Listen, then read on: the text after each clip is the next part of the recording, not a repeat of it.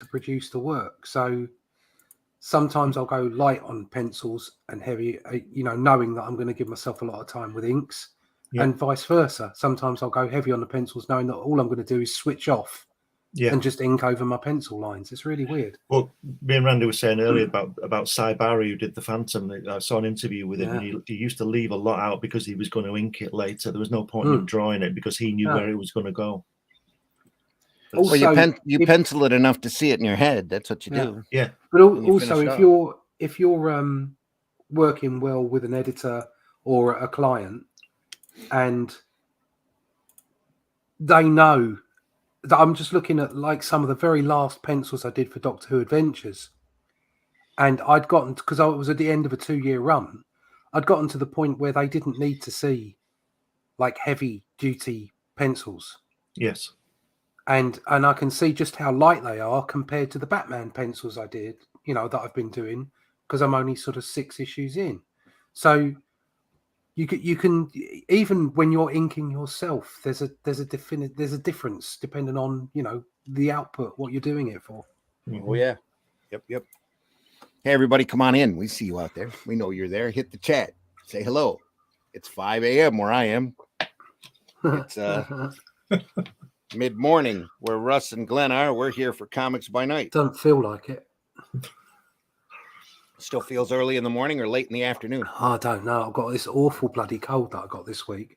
Oh, man. It came out. Well, I trained 3 times this week, and then yesterday it just came out. I used a whole toilet roll just on blowing my nose yesterday. It was horrible.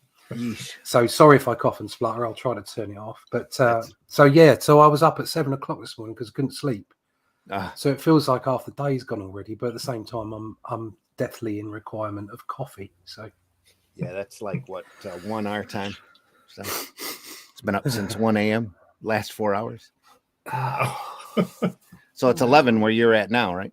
It's 10. 10. 5 past 10. 5 past 10. Okay. 5 past 10. But I believe the government may well change the time because they've got bugger all else to do, of course. Well, and they're not doing anything wrong, so they might as well cock up somewhere. Yeah, everything's fine. Everything's fine. Everything is fine. Just there's no fire behind me. Everything's fine. Yeah. There's no such thing as inflation either. Here we go. No, apparently, no. It's all in the mind. It's all in the mind. Here's the opening.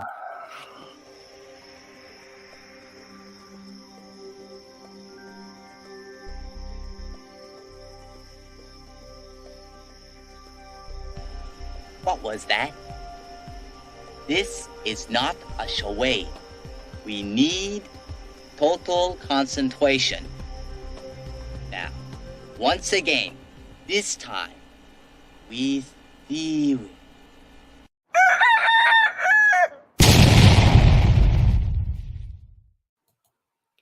The views and opinions expressed within the video content found on the Indie Comics Network are those of the speakers and do not necessarily reflect the views or positions of the Indie Comics Network or its sponsors. Always got to run that opening, just in case we say something that we're not supposed to. We're a light and positive channel here. Yes. Anyway, hello, everybody. Come on in. I'm your host, Randy Zimmerman. Russ Leach is here. Glenn Fleming is here. And Cousin Eerie is here as well. Oh, Cousin Eerie. Cousin Eerie. You weren't here for the first part of this, were you? Yeah. Russ, well, obviously, I didn't leave much of an impression. Sorry. No, we were all astounded because Rosemary was here, wasn't he? Yeah, it's like when you're in a room with Rosemary, there's no room left. He fills it. I got to send him a link. I got to send him his own little special, just in case he's up, so he can't say that I didn't send it to him. Give me just a second here. That's the great Frazetta cover. Yeah. For that issue, this is Eerie number 3. We are in the middle of. And just imagine Rosemary receiving that request and just like telling his slave girls to stop peeling the grapes. Back off, guys. I've got a mission to do.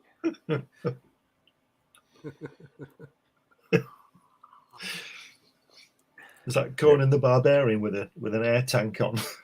There we are. No, that's actually Frazetta right there. You can tell by the hair. Yeah. It's always the hair. It's great, isn't it? There, I sent him his own special invitation. We'll see if he shows up.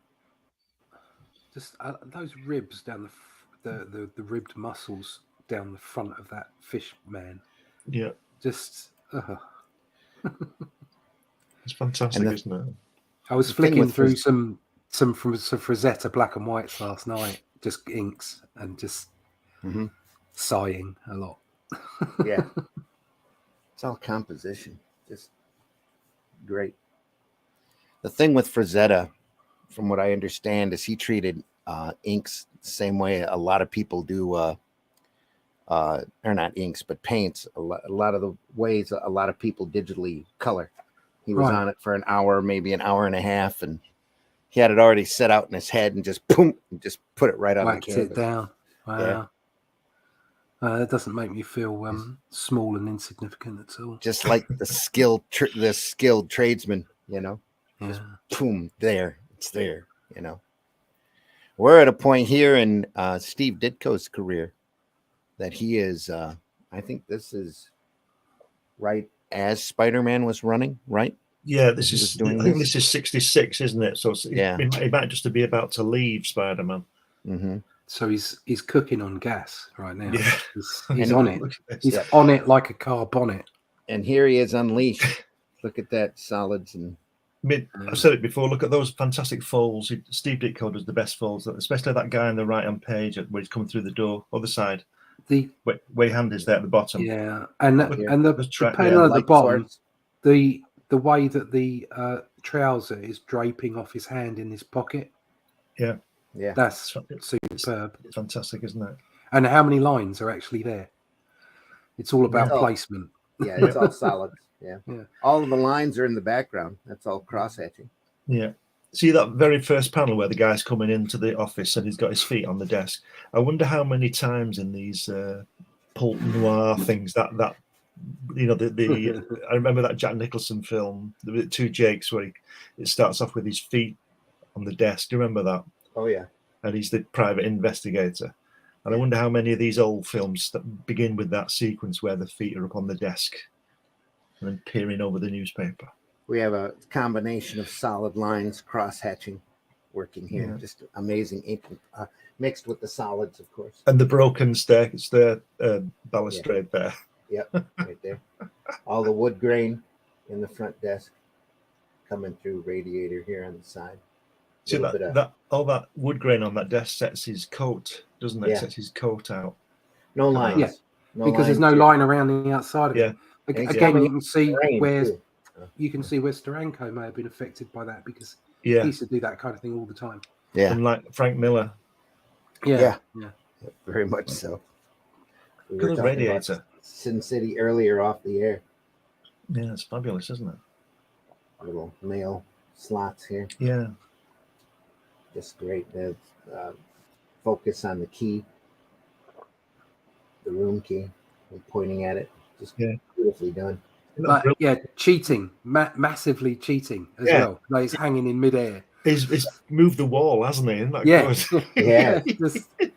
It's just brilliant. Just absolutely brilliant. How can I show these two guys and the key in the same shot? I'll remove the wall. You don't need the wall. I don't need a wall. Just want to focus on the key. Yeah. Just a great panel. It's just a great page. This is a very classic story as well. Very much a showpiece for anybody. These Eerie's were anyway. Any illustrator that was on there was really showing off. Doing their very best work. Someone turning up in the mirror behind him. Ooh. A lot of people showing up in the mirror behind him. It's a very mystical mirror. It's got all these extra horns on it. Yeah, well, if a mirror's got horns on it, don't buy it, kids. It could be. Just sitting in the guy looks like a cross between Peter Parker and Jameson, doesn't he? See a little bit of Adam Strange, or not Adam Strange, Doctor Strange sitting here. It's a bit Clark Gable. Jameson chair. There's some Jameson right there. Ah, Jiminy. Look at that. there's things in the mirror. She's got a nice dress on. Yeah. What a great mirror. Tell the other guys to go away. I'm going to be Yeah. haunted. Yeah, Let's I'm be gonna haunted by haunted. her. Yeah. Yeah. Do it with some style. Mm-hmm. Again, a great use of solids here. Yeah. He may It's actually phenomenal. be that guy. I don't think it's the devil. I think that's a Klingon. Since this is Yeah. 1966, that's how they looked in 1966. Very true. No ribbed heads back then. The Great Experiment. Even more zombies. Love it. Wow. Look at They that. just take him away.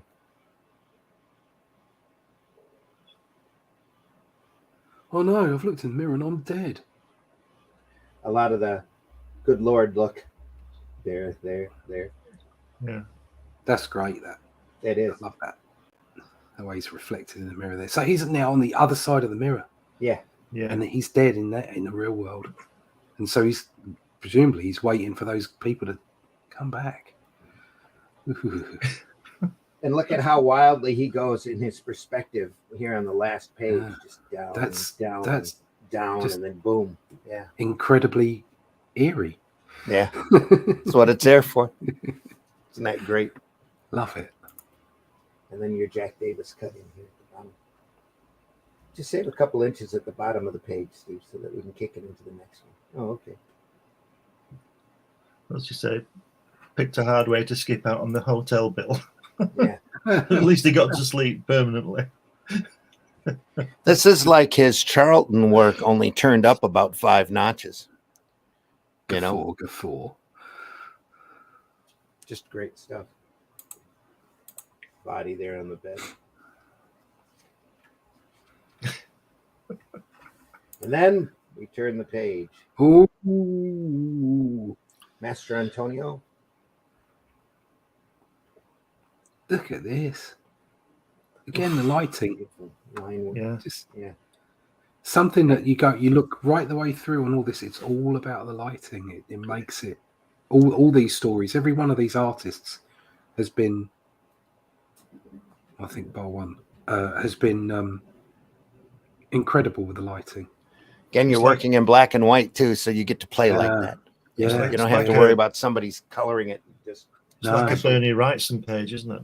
oh, very no, much so. Yeah. I mean, when you get to do everything with the ink, it frees you. I think I've only been able to do it a couple of times, and I'm looking forward to doing it again. But when you're drawing for, it's weird because some I have had some artists, professionals that I've spoken to say, oh, you need to do more of this, you need to do more of that, like more rendering or more shade or what have you. And it's like, well, how far do you think that the colorist is going to go? Because if all it is just laying down a flat over the top of your inks, then you're not allowing the colorist to add to the production. Yeah. So you always got this balancing act when you're doing inks and you're doing pencils of how far do I go? How far do I black in? Where are my spots? How do I make it work? Bearing in mind there's going to be inks and colors and everything over the top of it. Right. But if it's just you and you're just inking it and it's just down to you to make everything happen in those inks, it's scary and it's tough because it's a real challenge. But at the same time, it's very freeing because you don't have to worry about any of those other aspects. You've got to make it work there and then with those inks. And so much of this stuff is exactly that. It would be ruined with color. Yes, exactly. Absolutely ruined with color. Look at that reflection in that center panel in that puddle. Yeah. How good is that? On the next page, at the center panel there, yeah. Look at that. How good is that? Yeah. That's a fine illustration right there. It's fine art. Oh, sir, you have the hands of a woman. I've never seen hands like that. Surely you've never been keel-hauled. Mike Noble Russ, who used to do TV21 stuff. Yeah. Have you seen his work in black and white when he just does a wash? No, I haven't. Well, if you ever look at his color work, he never seems to do a hard line around anything, because he's going to create the line with the color. You know what I mean? Yeah. Well, but when you see the black and white, he draws just the same. Right. Do you understand what I mean? He doesn't do a closed line because there's no color, and it works like this stuff because he's just such a good artist. It just works. I always think the color's secondary to him. Yeah. Because his drawing is so good, you know.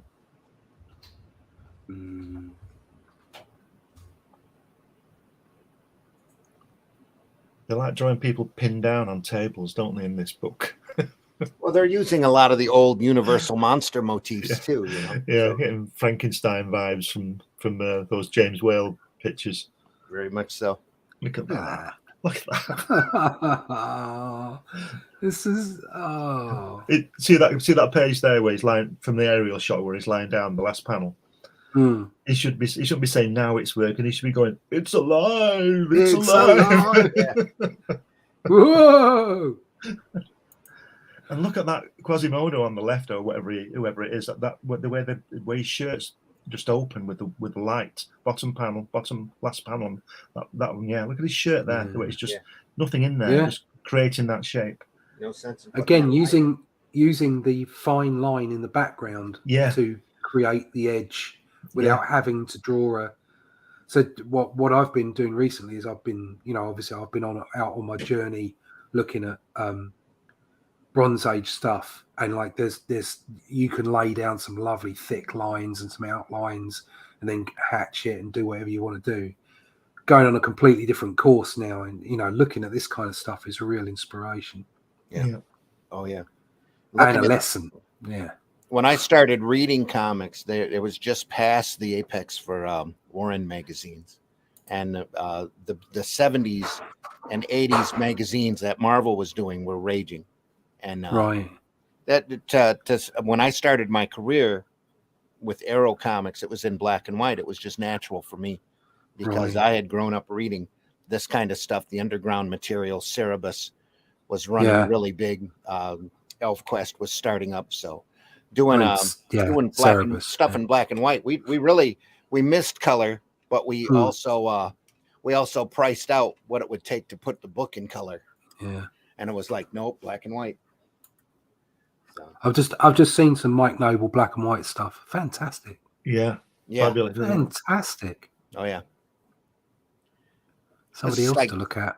Just like Bellamy and all the work he did on Garth, just crazy good. I think we've been spoiled a bit, haven't we, on all these people? I honestly, I think we have a lot of ways that we get to see this stuff. This is stuff that not quite the stuff I grew up with. I started reading after this had come out. But the problem is as an artist yourself, you have to stay the course. Yeah. It's difficult not to look at things and go, oh, shiny, I love that, I'll do that. Or not that you can do it, you know what I mean? But you sort of veer towards a style. You find something, oh my God, that's fantastic, I must do that, or I must attempt it. But you've got to stay the course. You've got to be you.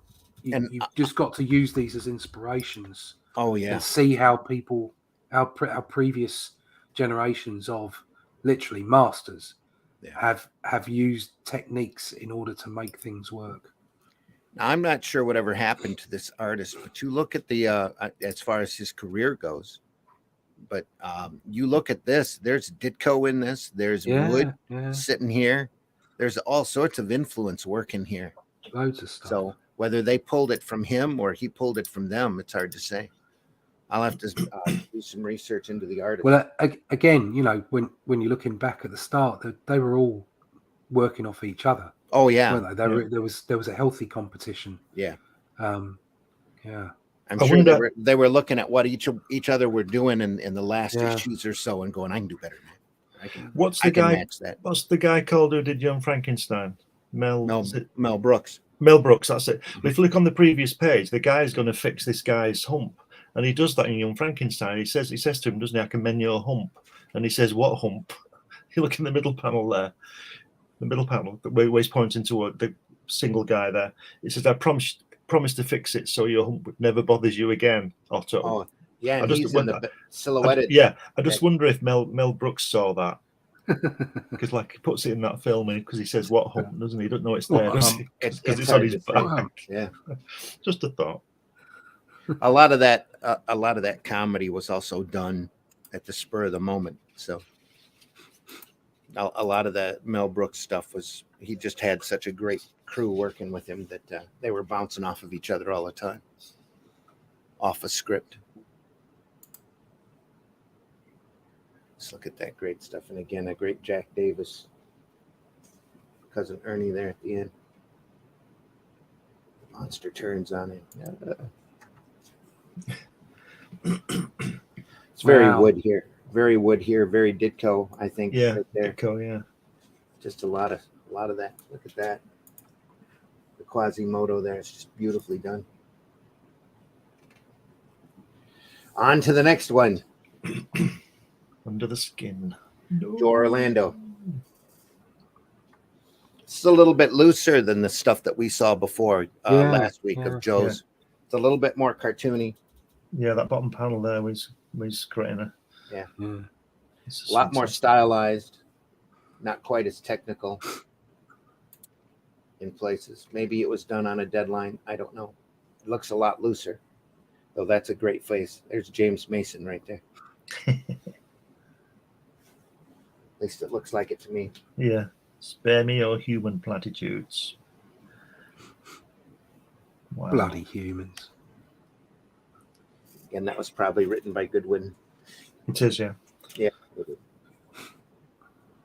Goodwin wrote the majority of these, played editor, and but he was having a ball doing this stuff. Yeah. That is very loose, that one, isn't it? Yeah. You see a little bits of it here and there. I think a lot of it's in him. Joe's playing around with a lot of the gray shades here, gray tones here, because right there we're back to, almost that same technical look in the black and white, but it's a lot looser. Maybe he made it more open on purpose in order to play with the gray tones. Maybe.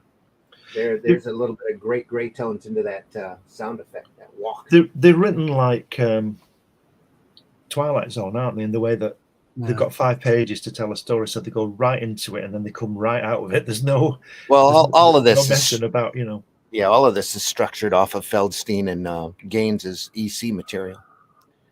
That's I'm sure they use that for the writing template for the compositional curve for the writing. Beginning, middle, end, hook at the end. Short stories were really really big back then. You don't see them in comics that much anymore. I mean, this kind of horror short story work, it's really missed. I think I love working in short story.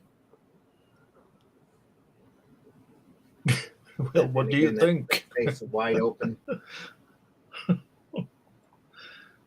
Aren't I pretty? What do you think? Nice light source here. Just face. Let's get it off. Anything I want to come off. Oh dear. Everybody's stunned. Yeah. And again, the writing trope for DC's Blue Devil here. A stunt man who puts on a suit and can't take it off. A great horror hook right there. Gotta get it off. Rip, tear anything. Why won't it come off?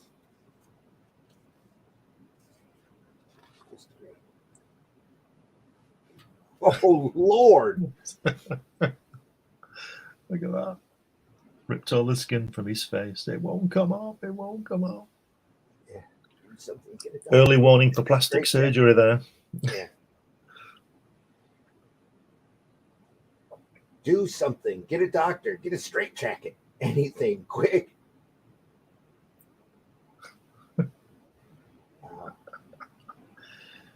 Oh, dear. There's Jay Tacey. Somebody said that was a non-deplume for somebody else's work. It was Johnny Craig, I think. Johnny Craig. Yeah. Beast Monster Gallery. Look at that. That's more like a sort of an advertising, artwork, isn't it? Rather than a comic book. That girl and everything. It's just wonderful. Sure, he's using his advertising expertise there. Yeah. That and he wanted to draw pretty girls back. Yeah. Yeah, what should I put? Oh, yeah, let's put a girl. Well, look at the way her dress isn't solid black, though. It's that lovely tone on it. Except the back's wide open. Just enough to get. What I love about stuff like that is it's basically painted with ink. Yeah. It's not inked pencils. It's like it's grey tone paint. Yeah. You see that the gray lines back here. You're right. He did a lot of that line work in wash. Well, just if you just look at the cloak, Yeah. there are no hard lines in there like like you would ink, you'd ink like a superhero page. Mm-hmm. There's like a wash inside his cloak. Yeah. Just gorgeous. Here, especially. Hmm. You can see it come through. And again, that light source, just amazing. That's Hogarth's Dynamic Light and Shadow right there at work. The Monument by Alex. Great Alex cars. Toth. Drawing like Williamson here. Yeah. Look at that. So different from his later work. You'd have seen, I would have loved to have seen him do the same story late in his life, because it would not look like this at all. Mm. I mean, you'd get occasional flashes like here, the simplicity and the that's such a lovely shot, that looking through the glass doors. Yeah. And the city in the background. Look at that line at under the guy's nose in the previous panel with his looking down his glasses. It's a really it's a thick old line, isn't it? Yeah. Here you mean? It's almost cartoony. Yeah. No, he's got away with that, Toth was at times amazingly simplistic. He could lay a line down. Alex Nino and Jim Aparo, I think, have the same idea, only they use different tools. Where Aparo can use a brush and go thick, thin, thick, and have an entire nose and a shadow underneath it. Incredibly, incredibly done. Nino's the same way. Toth just does it for simplicity's sake. He's coming out of, he's doing animation work here at the same time. I'm sure if this is 66, he's getting work from Hanna-Barbera at this point, or about to. So. Wow.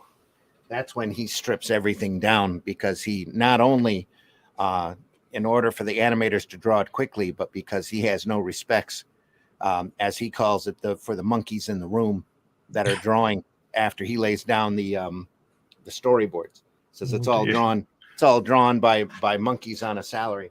And that's a nice attitude, isn't it? But that was him. He was a curmudgeon.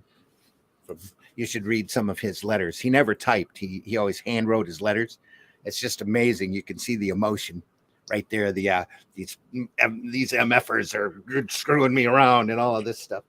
Just some great. It's very interesting to read his correspondence.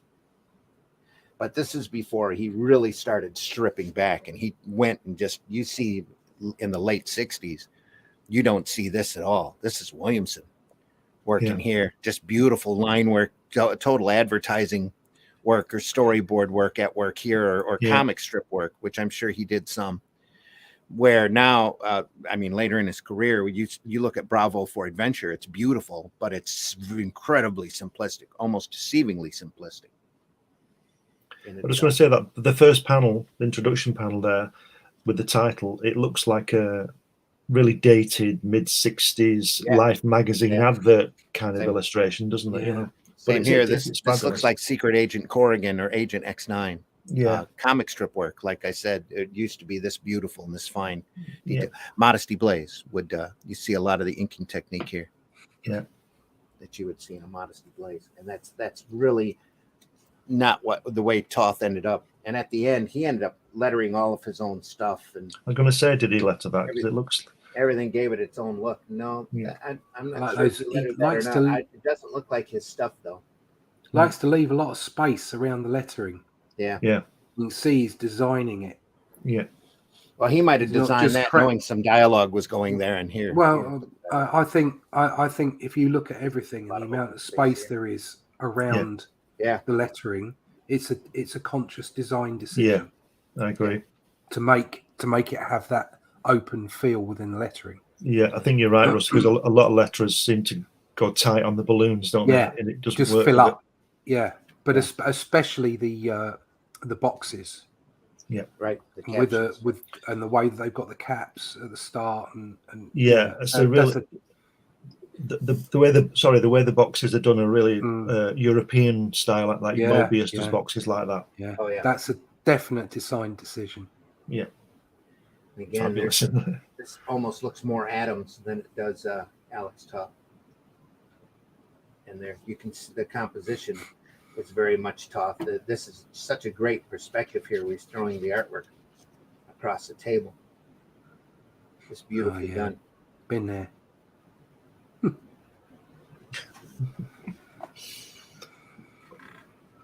That's Alex right there. Yeah. That is pure Toth. Oh damn! Look at that. Seeing a lot of that stripped back down, you see a lot of his layout sense here on this page. That great grass at the bottom on that car. Yeah. What's he doing? Is he pushed her over the side? Oh my god! Tired of her. Here we go. Just this. Now, what is it you wish to take up with me, as you put it? It's just this. I've had enough. I've had enough of that silly hat.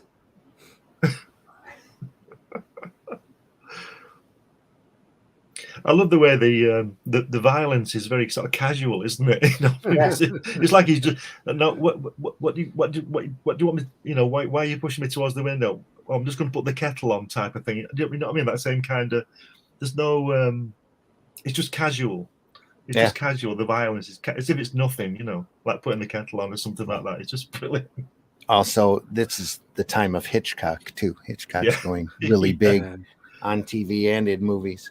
So Hitchcock Presents is out and running like that.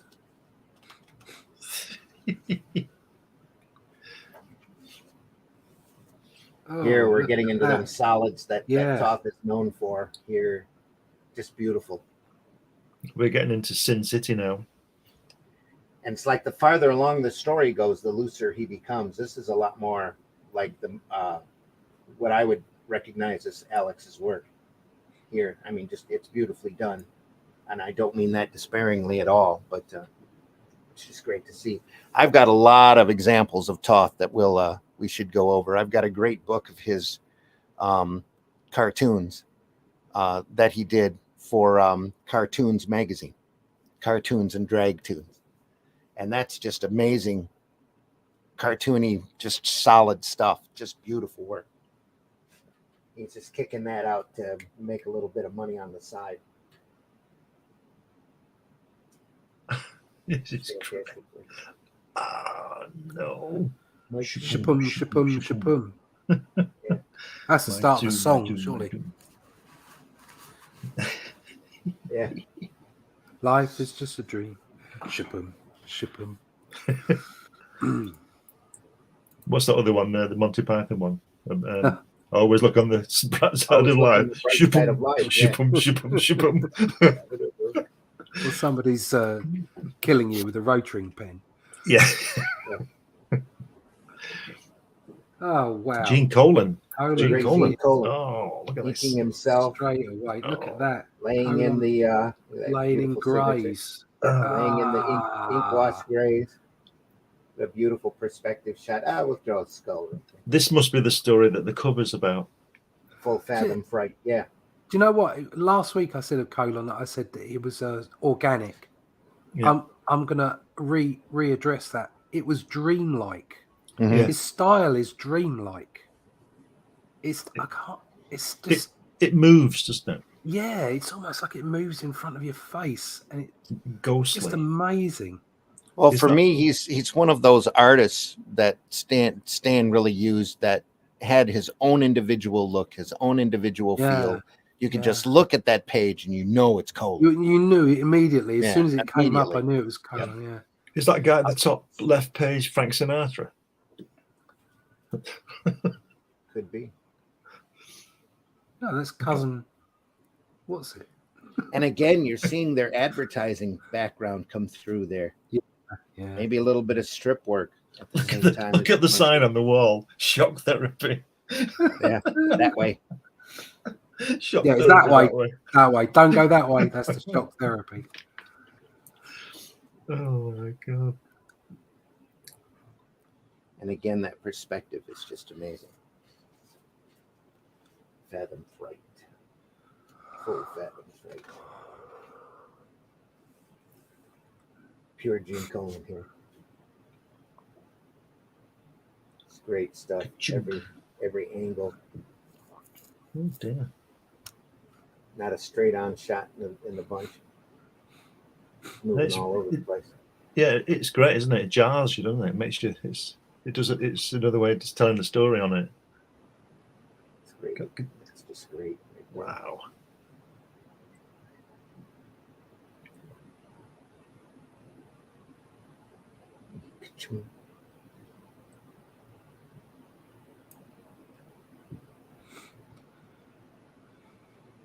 I bet all these pages were in somebody's bin a long time ago, didn't they? Oh. Hard to say anymore. I have to say, Frazetta's version is better. It is, yeah.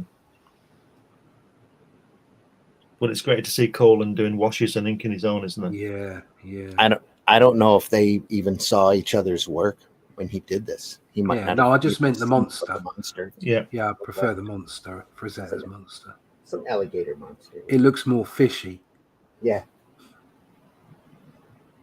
This looks more like a dragon or alligator. Profile.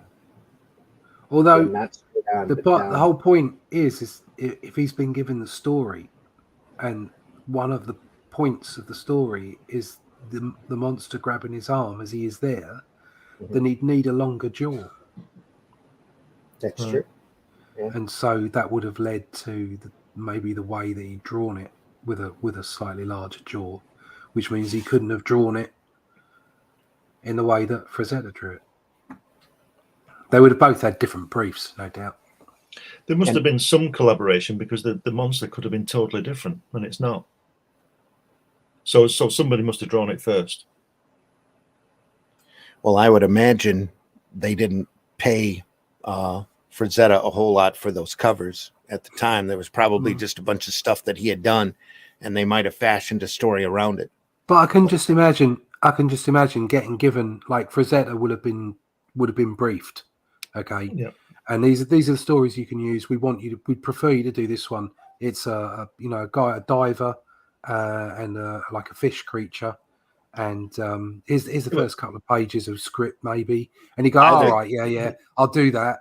And then Colon gets the full script, and he has to do pinpoint things like the monster reared up and grabbed the arm of the diver with its jaws. So instantly, there's a physicality to following the story and making a story where you have to do things within the design of the monster which are more restrictive than the person that had to do the cover.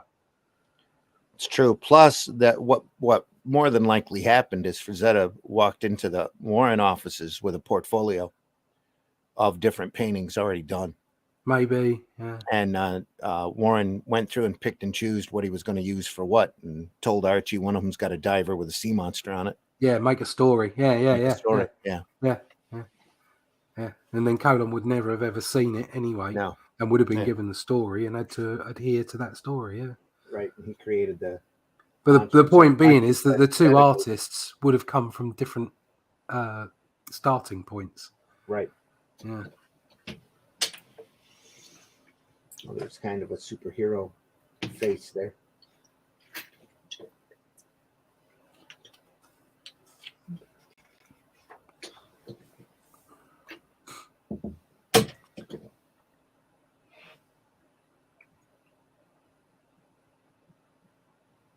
That left-hand page there, that second panel. Yeah, the one with the hand. You can really tell they're Gene Colan hands, can't you?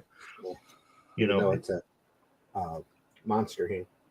Yeah, but it's just like you said before. He's got such a style that's it's unmistakable. Like we said, when we turned the page, we knew what it was.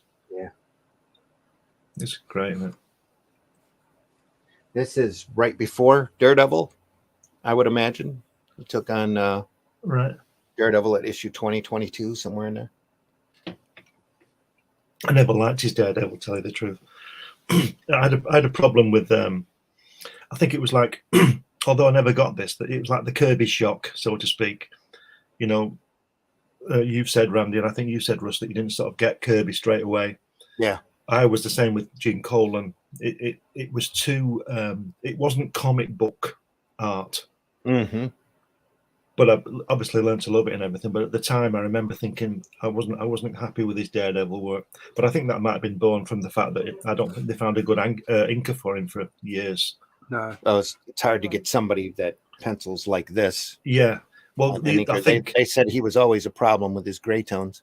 Well, if you look at those early Daredevils that you were saying was issue 22, I think Giacoya inks it, and he's a very sort of stiff inker. Well, he's very good, but he's stiff. Used to the granite people drawn by Kirby, and this guy just draws fluid, moving things. Mm-hmm. I wasn't that fussed for his work on Daredevil either, but his work on Dracula was just amazing. I think it suited the character better. Yeah. Oh yeah, absolutely, because of the mood. Uh, I think that's what it comes down to. It suited the character better. In fact, maybe if he could have drawn like this with the washes, it might have suited Daredevil better. Yes, yeah. Well, I think but obviously they weren't doing that. So I discovered Colan about Daredevil 54 or so, where he was fighting Stuntmaster, which is a guy who drives a motorcycle. Yeah. And he ends up taking Stuntmaster's place and ends up knocking out an entire biker gang. Right. And they're all amazed. They're all amazed at his agility, and you see all of this fluid fight scene going on that only Colan could draw it. Yeah. And in fact, I think it was Thomas that went through and did the dialogue, either Thomas or Lee, had to remark that they thought the guy was double jointed because the guy's leg was right up there. Yeah. Daredevil was kicking a guy, and it's like, holy crap, this guy must be double jointed because of the stylistic look of the art. I didn't like Colan's Doctor Strange either. I think it either came before or after Marie Severin. I didn't like hers. I sort of lost Doctor Strange from that point. I'm a great artist, but I don't think it worked on that character. I think they lost their way after Ditko left on that character anyway, because the character was so Ditko. But I think the only person that got close to that was Frank Brunner. That was quite a few years later. But there was some Bill Everett, and just about everybody worked on that strip for a while when it was in Strange Tales. Yeah, that sound effect. Roar. Yeah. Roar. All inked on the page. Almost looks like Cecil here. Cecil. Oh.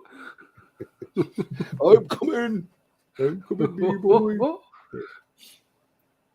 Lunch. It's another good Lord. It's pipes popping out of his mouth. Good Lord.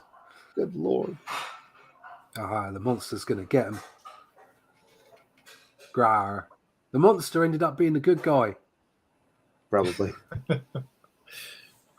On to the next issue, Eerie number 4. A cover by lurking horror haunts the island at the world's end. Yes. Very pulpy. New terror in the creepy tradition. Yeah. She's having a little dance there, like Tales of the Unexpected, Glenn. Yeah. Yes. Fantastic, wasn't it? Patrick Moore, and what was that gorgeous woman called in it? That girl. I can't remember. I was a bit young at the time. Right. She was Gabrielle somebody, I think she's called. She was gorgeous anyway. Yeah, Patrick Moore. He's in Emmerdale now, isn't he? Oh, yeah. He was in a few Hammer horror films as well. He was, yeah. Yeah. He was like did the rounds. Always like a jobbing actor, so to speak. Never the star. Yeah. But look at that hand. Yeah. Just great. This is Gray Morrow. Gray Morrow. You have to go to Eerie to see a Grey Morrow painting. Yeah. Wow, look at that. That's I can hear Thriller in my head when I see that first page. That is the great Roy Krinkle. Ow! Went on to do a lot of book illustration work. He's also an EC guy. Wow. Zombies. They spoiled it with that panel, didn't they? They should have taken that lettering off it, just left it like that. Yeah. Wow. Number 3, zombies. Yeah. As opposed to a number 2 pencil. You said number 2. House of Evil. Joe Orlando again in a almost cartoony look to it. This time he's got Cousin Eerie leaning on the title.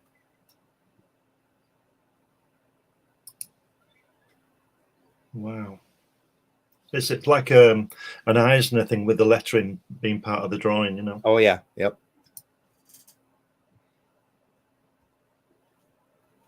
Why not? Where are you going to put the title? Put it back here. It'll be great. Leave a little space at the top so that we can do some dialogue. Oh, okay. No problem. It's done. Here you go.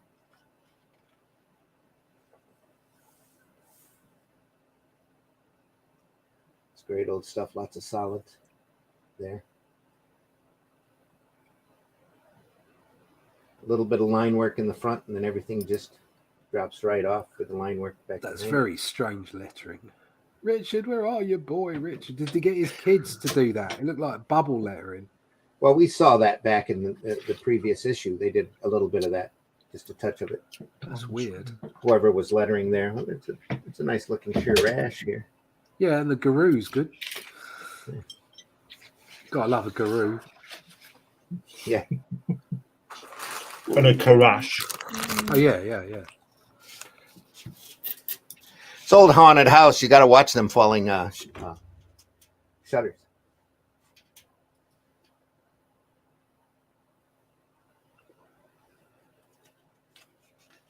And again, I ain't staying here. This place is haunted. Vroom. Yeah.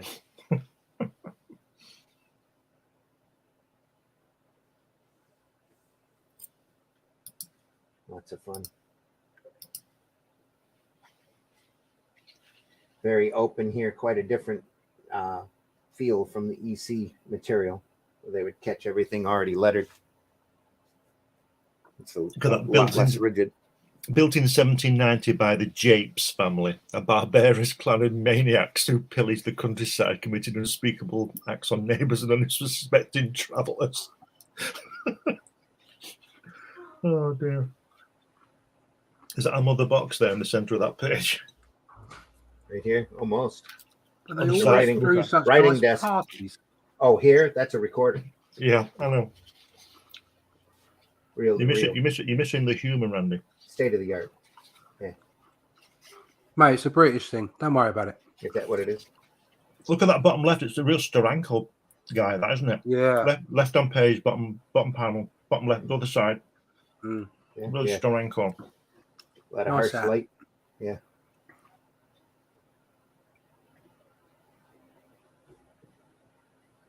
Obviously kidnapped to be sacrificed. They like doing the drapes, don't they? And the stuff like that with those lovely thick lines. Mhm. Forsooth, does mother know you are using her drapes?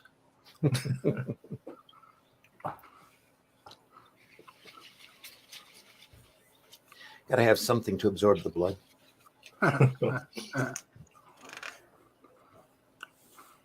It's a great zombie. Who's the artist on this one again? This is Joe Orlando. Oh, Again. wow. Yeah. Wow.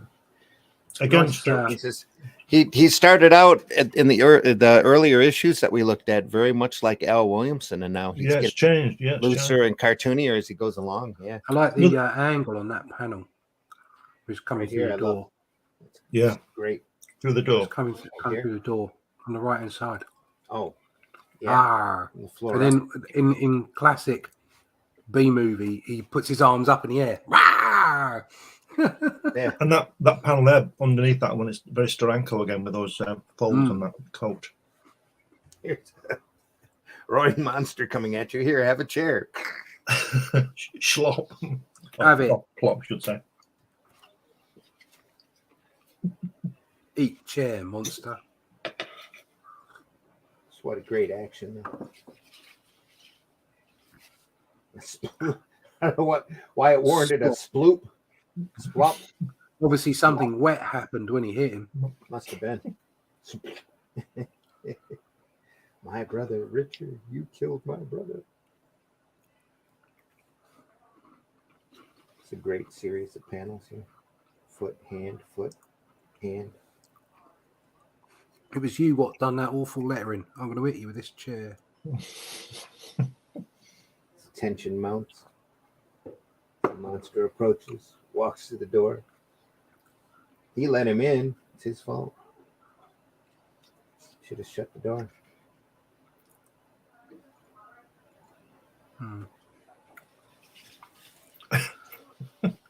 July the 7th, the end is near.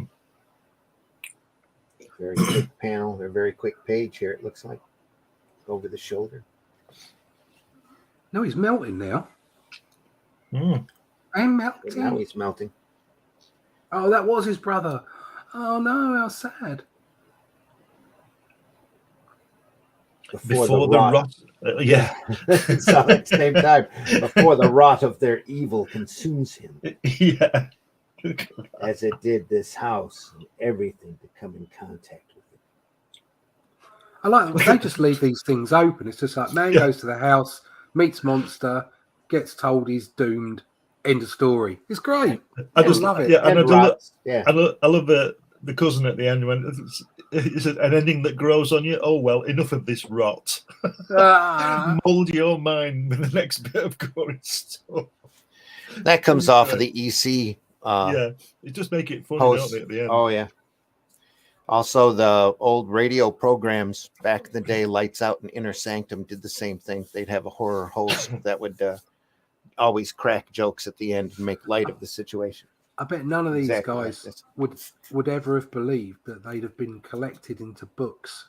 Oh, yeah. that would Hardback have been- books. hardback books to go on that the would have- shelf. Yeah. for $100. Yeah. It's it was all just pulp. It was fun. It was like, this is a story. Just read the story, enjoy it, Yep. get the next story. Yep. Uh, Chat's open, folks. Dracula's Dragster. Feel free to jump in. We're still there's nobody in the Wolfman's chat yet. Wagon. What's a flivver? I don't know what a flivver is. That must be an American thing. It's Frankenstein's flivver. Yeah, but what's a I flivver? believe that's a car. Oh, right. Old slang term for a car. Mummy's Chariot. We can't say that now. Oh, we're talking 50s slang too. Can't That's say like mummy. hot rod. No, I've been not saying that thing about mummies. They want them. They think it's degrading and sexist.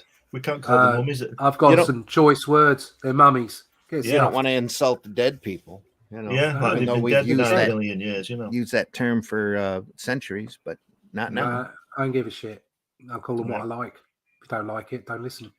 That's right. Just walk away. Just walk away. Yeah. Well, I've learned Be- something today. be like I've Snake. Yeah.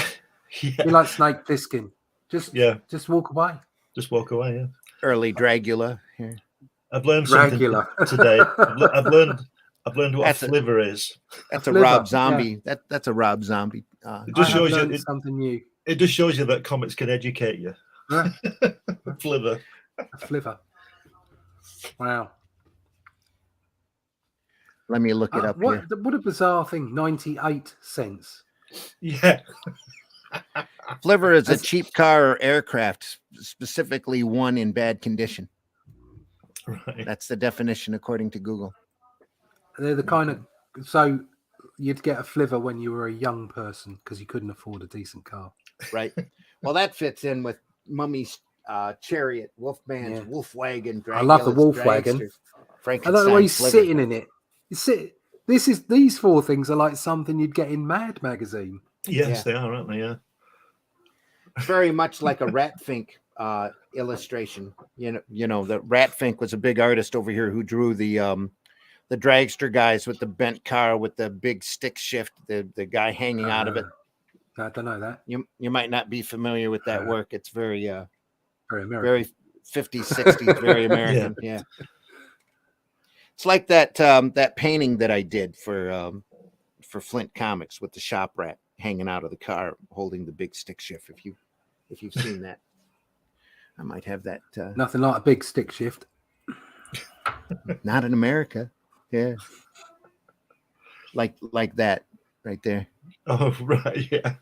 Oh, It's right. very much in the style of Rat Fink. Yeah. Rawr. Fantastic. Dracula's Dragster. He had a lot of he had a look big at that. impact on a lot of cartoonists here. Rat Fink did. He's quite a celebrity here with the cartoonist. Just before you go into that corner page, look at the adverts. Look, a giant 10-foot rubber snake and a human skull. That's what every kid wants. Your own That's what they monster were selling. fly. Buy this Dracula- monster fly now. Dracula's own rubber bat. What we all need. A large rubber bat to scare our sisters with. Look at that, a mad doctor's hypodermic Skull needle. model. Oh my Could kill god. any person in 1 minute. An absolutely real human skull for $1.25. How low we value human life. It's just inflation has taken over so Yeah. bad. That's what it is. No You can't get talent, a skull no for lessons. $1.25 There you go, look. anymore. Lets you draw any person in 1 minute. No talent, no lessons. Yeah. AI. Yeah. Early AI. Oh dear. There we go, Gene Colan again. Look at that. Look at the expression on her face in that second panel. Isn't that great? That woman in that panel, in that page. Wow. Yeah. And She's real, isn't she? The second panel in is Yep. just, you're right. It's like it's a presentation of reality. It's like a dream version of reality. Just And her hair. yeah, Right here at everything. fabulous. The Stunning. last panel. This Stunning. gorgeous face. Yeah. It's great. Gene Archie again writing. Oh, look at that. Hatchet Man. Eee. Oh my god, that poor woman. Oof, look. That's quite a hardcore selling technique, Ooh, isn't it? I that's mean, a- normally you Yeah. just put your foot in the door. Look at that on the wall. Harry did it. Stop him before he kills more. Look at the door. Look at those lines on that door. It's slamming closed. Bang. Look at that. So who Oh, wrote that? Did she write that, or did he? It's- I suppose he wrote that, didn't he? The killer. He's Yeah, trying I think to so. be caught. He can't help himself. Catch me. Look at the way those panels are interlocking. He's He not is- done normal panels. He's just He is right. Oh, yeah. He's dipping his Yeah. finger in the blood in that panel there. It's his knee and his Yeah. foot. Dipping his finger in the blood. Oh Yeah. my god. so it's like yeah. I think they should be banned. These are Dripping. affecting children. These weren't meant for kids, though. Oh, the kids were buying. Well, the I'm sorry, comics but- off of the spiral rack. These were meant intentionally to go beyond the code. I know. Bearing in mind what we're seeing, this is obviously normalizing violence. Well, so This is Alfred normalizing- Hitchcock. This Yeah. is normalizing violence. We can't possibly have violence in stories because it's normalizing it. It's like I can't. I'm trying to remember where I heard that the other day. Oh, it's that CBR article. There was a CBR article out there saying 10 comics that haven't aged well, Huh. and it's like Batman, Dark Knight's in there, the first ever action comics of Superman. And they were complaining about the artwork on that. It's like, are you an idiot? Yes. Well, the first action comic, the first yeah. Superman was amazing anyway. He And- was and a it's true like- and they were talking social about- justice warrior back then. Yeah, we're talking about certain comics there. Well, this is just normalizing. Oh, Killing Joke is apparently normalizing violence against women. All right. No, it's a crime drama. Yeah. Somebody was a victim in it. In fact, there were many victims in it. That's what crime dramas are. Are you an idiot? Yes. Like, Well, Jesus Christ, what is Russ, wrong it's- with these people? Russ, it's CBR. Yeah. Like CBR. That explains everything. It's just awful. The Absolutely most awful. of comics media is just terrible anymore. Yeah, well, most journalism, it's just like it doesn't exist anymore. Everything's just so damn. They take everything to extremes. They take everything on face value instead of actually having some subtlety in stories and what have you. Gosh. I assume that's needed there at Indie Yeah. Comics Yeah. Network. Yeah, nowadays skulls are 4 easy payments in 4 easy 1999. payments. I know. I have 10. Yeah. You know, we were saying earlier about Russ. You were talking about painting rather than inking. Look at that on the first page there, the big on the left-hand page, under his collar, under his arm. Yeah. The way that it's not just solid black. No, it's not solid. It's fantastic, isn't it? Yeah. Mm-hmm. Yeah. Yeah. Oh no! You just look at it and You're literally set free to his own devices too. So it's like, Yeah. okay, we're going to do this. yeah. You can do what you like. Yeah. And, Yeah. and why wouldn't you let Gene Colan do what he likes? Do whatever he wants. Yeah, just do it. All right, Gene. See, Do your thing. He's still real rigid with his gutters here, though. Later on, like with Nathaniel Dusk, Yeah, it's not wavy. He's wavy all over the place. Yeah, It's not wavy, is it? It's straight lines, but it's still. very straight. It's like, but then the story. It does kind of serve that choppiness of Yeah, the story, yeah. though, doesn't it? Look, It's a this very. almost It's looks it, like you know. It's a front-on dark, X. harsh story, Oh, and he's yeah. going for those dark, harsh lines. Yeah. I'm sure he just made it up as he went along. I think he's probably doing the lettering and the sound effects as well, isn't he? Because the way they Yeah, blend in with the probably. artwork. Yeah. He's incorporating it right in. Yeah. Look at that glove though on the left hand that page, Randy, on the left hand side. The thumb on that where your hand is right now on the right hand page. Yeah, the That- creasing. look at that, the creasing. Yeah. When it comes to those shots, though, the hand shots like that, Colin just it's unmatched. Yeah. When it just tight looks, different things, making the ordinary extraordinary. And the way she's holding, extraordinary. Yeah. the way she's holding onto his coat there, when he's Yeah. wunk. She falls down. Yeah, she's grabbing him. Yeah. Oh dear, Ooh, that's creepy. that's pretty grim. isn't it? Gruesome. Once again, another beautiful woman. Yeah, a real woman, isn't she? A real woman, yes. Not, yeah, exactly. Real women. Fabulous. That shot of her laughing in there. It's just, Yeah, and and then to the right, the shade on the guy's face. yeah. Harry, is that you? Why are you at work? Yes, dear. It's only me. Oh my God, it's like American Psycho, isn't it? Quick, get me a cup of coffee. Chop, chop. Again, great. Oh, the hatchet killer. Oh, we know what's going to happen, don't we? He's going to kill somebody and blame it on the hatchet killer. So we know we know where this one ends up, don't we? Yeah. Look at that face. Look at his face. Yeah, Oh great. my Ink wash there. God. A Wow. little bit of blood dripping. You don't have to show much of a body, just a leg. You know There's what? two nutcases in this one, but we're only on page 4. These old great detectives in the overcoat and the pipe. Yep. You gotta have a pipe. It's a symbol of authority. Yeah. Is that what it is? It used It's to like be. It's like when policemen always have to go and lift up the blanket to see what's underneath, don't they? Like Yeah. that guy. It's a body. Good Lord. Yeah. Good Lord, it's a body. Chops Suck 'em up up, all pipe. others. You're the hatchet killer, Whittaker. You're crazy. I'm not. I'm not. Me, Oh, Harry.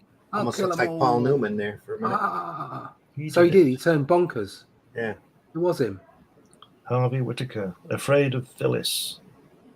I'll kill them all. No, that wasn't the greatest story. It was just a great excuse to have Gene Colan draw some amazing panels. Yeah, I thought the guy was going to come and get him for blaming it on him, but there you Yeah. go.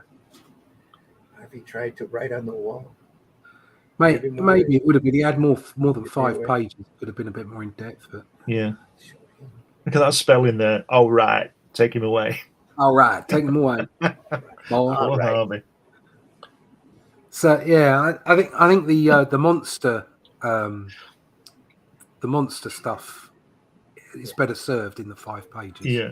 Look at what he says at the end there. One half of his brain didn't know what the other was doing. His personality was split up more than his Oh victim. God. Now you'd Oh, better well, hurry on to the next that on the Scream right. story. Curse of the Demon. I Hell remember yeah. seeing that when I was a kid. I loved that. Oh, it's a fantastic film. It's isn't got it? a great. They've got obviously you see a physical monster, a guy in a suit, in it with the train. Yeah. Yeah. Oh, love it. Dinosaurus. Killer gorilla. Caveman, a monster brought back to life. Yeah. Killer gorilla. Oh, I thought that said Vari in The Unbelievable Man. It says Varan. Yeah. Varan, the unbelievable. The cabinet of Dr. What was that? Caligari. The weirdest, eeriest 18 dodgy 8mm movie ever made. The Deadly Mantis, where they took pictures of the of skyscrapers and just laid a bunch of praying mantises or grasshoppers on them to crawl around on the picture. And then use that. Bloody genius. That is. They make films like that anymore, do they? Eh? No, they No. don't. Giant tarantula. It's great stuff. That's why they were offering them in 8mm. And then not just made for stag films, folks. Just get you a great little 5-minute reel from your favorite monster movie right here. And Mastro Mastroserio. Stereo. Yep. I've got my dad had an 8mm camera from the early 60s. We've got loads of film of us when we're kids running about. It's, no sound, but it's just great. Just great to see yourself and your brothers and your mum and dad when you were 5. When you were 6 or something. We had an old projector and a little screen that we would set up in the living room and we play old cartoons in black and white. Writing on the front of that guy where he's got the rat and the shadows being cast. No, on the left-hand side with the rat shadows being cast on his chest. Yeah. Superb. It's a great touch. Just beautiful work. Again. Squeeze. Two squeeze. Two squeeze.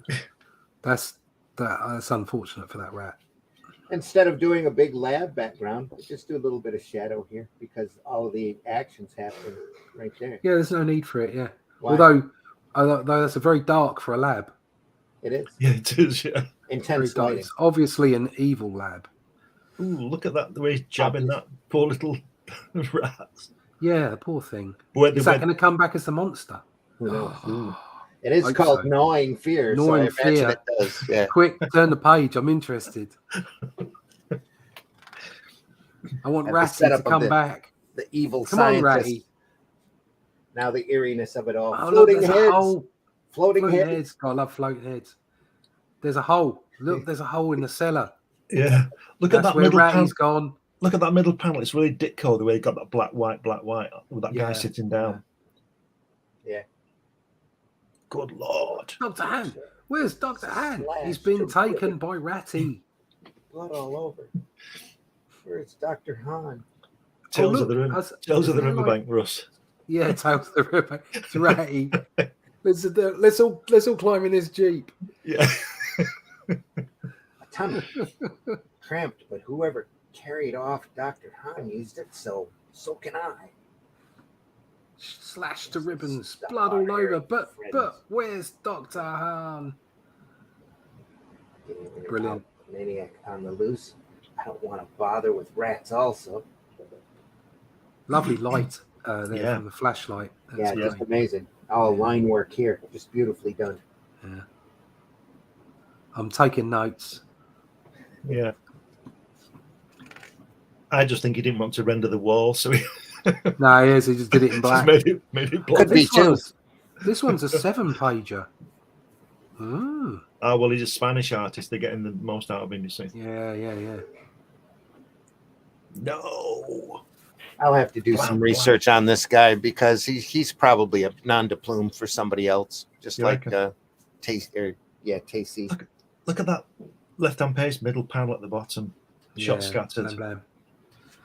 Fantastic, isn't it? Bam. Yeah, and then the next one as well, where he's in silhouette. That's amazing.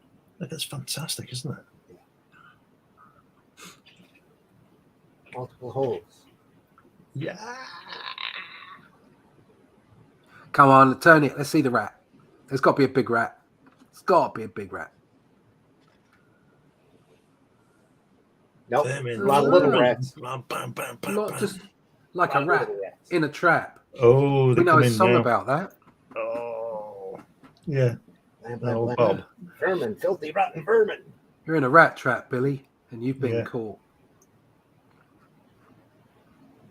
Panic Come right in seized the him. trap. Squeeze, squeeze, He fought, squeeze. strained, Look at stumbled. that. It's just, no, isn't that a rattling experience? Only his head could move. The poison, I blocked off every I toe. can see Bob Geldof back there. Yeah. He's one of them rats. Caught. And he laid out all that poison to guide the rats right to him. That Ed would have was been so much overwhelmed better if by there'd the have been whole a thing. giant rat. I Yeah, wanted it would. Ratty to come back and be a giant rat. That's for a later story. With all his little mates, little minions. Yeah. For some That, reason, they couldn't print the ad down here for whatever reason, so they stuck the creepyuniverse.com. They just had a spare ad. Nobody bought it. Put their own ad there.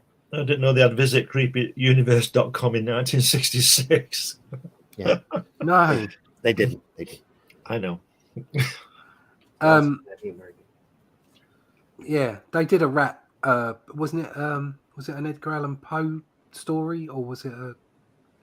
Oh yeah, the The one on Netflix recently with the I can't remember the name of the place. Was that the cabinet? Yeah, the cabinet. Yeah, Yeah. that's it. Yeah, I think there was a rat one in that. Yeah, where he was dragged so away too. like that. Yeah, a lot of that were original stories. I think they only adapted one or two old horror oh, shorts. there were several. Yeah, I mean, I think there was Edgar Allan Poe one. There was a couple of There was a Lovecraft one. Lovecraft. Yeah. That was quite good. There is a movie up there, speaking of Poe, called The Pale Blue Eye, that takes place during Poe's time at a short stint at West Point. That's what's his name, isn't it? Batman. Christian Bale. Christian Bale. Yeah, I want to watch that. It's supposed to be quite good. It's very slow, but it is really good. Slow. Oh no, I haven't got the. Well, it's more of a Victorian murder mystery than anything. Ditko. The Shrieking Man. Ditko again at the height, using all this beautiful. Oh, look at that wash. weird face there. Right hand page, middle panel. No, right hand page, middle panel. Oh, here. That's a weird. Very face. Ditko. Yeah. Strange, isn't it? That? Strange face. Look at that shading on the panel to the right of it as well. Yeah. The side view. Ink tones on this are amazing. Ooh. Just beautifully done. Look at that. I've got some grey inks, but it's just a little bit too dark. I think I'm going to have to mix it. There's some water in it. Yeah, but I don't want it to get too watery. I don't want it to get too thin. Well, don't forget you can always build on it. You can't take it away. Yeah, I suppose so. I just don't want the paper to crinkle, that's all. Wait, Stretch it. No, I'm not doing that shit. long before digital, everybody had their own Frankenstein concoction of ink. Yeah, they would do or use or washworks. I've got some good white. I might ink Dr. P.H. Martin's pen white. Oh, so wow. I might ink it. I might sort of mix it up with a bit of that.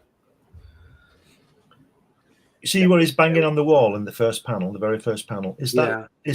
That's very like John Romita, that sort of jagged. Yeah. Is that scratched on, or is it paint? Is it white paint ink? It's white paint. Right. White paint and a ruler. It's great, isn't it? And some of it, yeah. Rawr. That would have to be. It's not a zip screen. That's a ink wash. Right. So you'd have had to have gone back over it. Yeah. Just add it for effect. Homicidally violent. Incredibly small pen or brush. Right. Yeah. Again, look at the contrast here, just on an incidental panel. And what size do you reckon they were Beautiful drawing this at? It's probably double, or not double, but golden age size still at this point. Yeah, I reckon so. Yeah, because it was at 66. This just before they went to that 1118 page, wasn't it? Yeah. So I reckon this is on big paper. So this is the A2. Yeah. So they're drawing a page on A2. Didn't we see somebody with that page that size on the Yeah, it was Hal Foster, was it? Hal Foster, was it? Yeah. Yeah. I mean, imagine that, having that on your wall, that size, framed. And again, Foster's drawings were a lot bigger Right. than even the Golden Age illustration. Yeah. Right. But imagine. Yeah, there you go. There it is. Look at that. That's bigger than A2. Yeah. Yeah. But in all fairness, he's not drawing a whole page of strip on there. He's doing strips, individual strips, isn't it? Yeah. Look at his coat or whatever it is he's got on his. It's just really spattered, isn't it? He's taking a whole week to draw that page. But he's still got his. Tell that love is in every panel. He's still got his best suit and his tie on. Look. Yes, he does. But again, it comes down to money, doesn't it? Time and money. Yeah. So the larger you draw, the longer it's going to take you, because you're going to put more into it physically. You're always going to put more into it. However simple your style may be, if you increase the size of your paper, you're going to put more detail in. And so he was probably one of the best paid strip illustrators of his era. Yeah. If not one of the biggest of all time. So you can kind of see it big worldwide. You can kind of see it from the perspective of trying to get more and more comics out, like in the 70s, 60s, and 70s when they changed to 1.5, up. That why they did it, because you could just pump out that much more. Yeah, I read that they did it because they could get more out of the film they were using. It was a money saving prospect. Right. Yeah, well, whatever way round it was about cash, wasn't it? Of course, always is, isn't it? Yeah. Everything is. Back then, silver was at a high premium, and they used that for the development chemicals. So. But the idea of drawing strips on A2, I mean, you think, I'm going to sit down and I'm going to take several months to draw, I don't know, a 60-page graphic novel, an 80-page graphic novel. Yeah. Imagine sitting on that size paper. It's like it'll take you a year. Yeah. It's well, you did 52 of those a year. Wow. But that's the equivalent of one page a strip. One page a panel. One page. If you were drawing on an A2 sheet, okay, a single page, penciled and inked on A2, which is not too much smaller than what he's got there, then would you be able to take a week to draw your pen to do it? I don't know. No, well, you couldn't. You couldn't survive on that. Nobody's going to pay you £500 a page. If you're getting 50% of everything that the syndicate was pulling from the newspapers, and you're being printed in thousands of strips, they could. He could. Okay, but what I'm saying is, you can't do a 22-page, an 18-page, Marvel comic, and do it like a page a week. You just can't. You can't do it. Can't. So that's what I'm saying. It's like a whole different way of approaching the process and the production on it. I agree with you, Russ, but unless you're a Kirby and you can just knock them out. Oh God! Well, that's what. After you work on it a couple of decades, you have to get to that point where you're just knocking stuff out constantly. It doesn't matter if you're knocking stuff out or not. Like the larger the page, the longer it's going to. Oh yeah, I agree. Oh yeah, it's about physics. It's not about how good you are. It's about physics. However good you are, you do it on A2, and it's going to take you 1.5 times longer. Simple as that. However quick you are. So, you can see why production has changed, where things have gone. Although, purely from a selfish perspective, I mean, Randy and I are looking at a project to do. I want to do it in black and white, and you think I want to do the best I can. I want to do. I want to at least reach towards the benchmarks that infer the kind of stuff that I want to do. And you think, well, no, I don't think I can. I don't think I can sit there with an A2 sheet and do a page of comic strip on it. It's just so big. Last time I did that, I was 20 something, and I got told by the editor of 2000 AD, no, we don't do it on that size anymore. So it's just a whole different process, whole different mindset of going to a page that big, and the kind of art that you can produce. Yeah. So you should never limit yourself. You should never sit to yourself, right, I'm going to do it on A3 instead of A2. Sorry, Americans, go look it up. I'm going to do it on 1.5 times size, and that means that I won't be able to put this kind of detail in that I'm looking at when I'm being inspired by these pages. Mm-hmm. I've got You some simply pages. physically can't, but at the same time, you should still try and get as much into that page that for your style, for your story, that you can. Yeah, it's just it. I don't know. I'm going around in circles here on my own. So, it's like this. It's an ever-present issue with being an artist, especially a comic book artist. I think where you kind of like you're fighting against yourself. You're fighting against the process of the things that you really want to put down on the page. It's just and looking at this kind of stuff does both things. On the one side, it inspires you and leaves you in awe of just how good it is. Then on the other side, you think, oh my God, how could I ever get anywhere near it? Look at that beautiful cross that is pushing him over there. Don't let it intimidate you. Yeah, that's the thing. Yeah, don't. You've got to try and not let it intimidate you. Exactly. Yeah, it's beautiful lighting. That and the left hand panel as well. There. Yeah, and look, he's removed on the other page. He's removed the wall again, so we can see the other guys. Mm-hmm. When he removed the wall to show the key.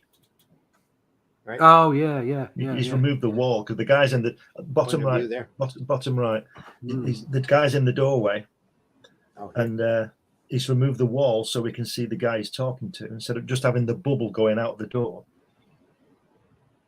Do you understand what I mean?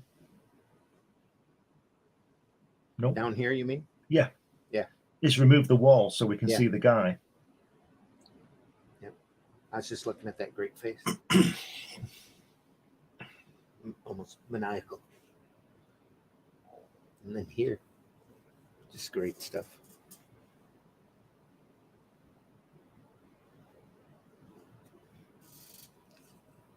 So I've got some European albums like Mobius's Blueberry material that looks like he did everything up on half pages, and they put them together into full pages when they collected them into an album. So everything is a half a page. Everything's divided in half pages. Maybe we'll look at some Mobius stuff here in the upcoming episode. Some great material, especially his Blueberry work and some of the Inkle work. It's a great shot right there.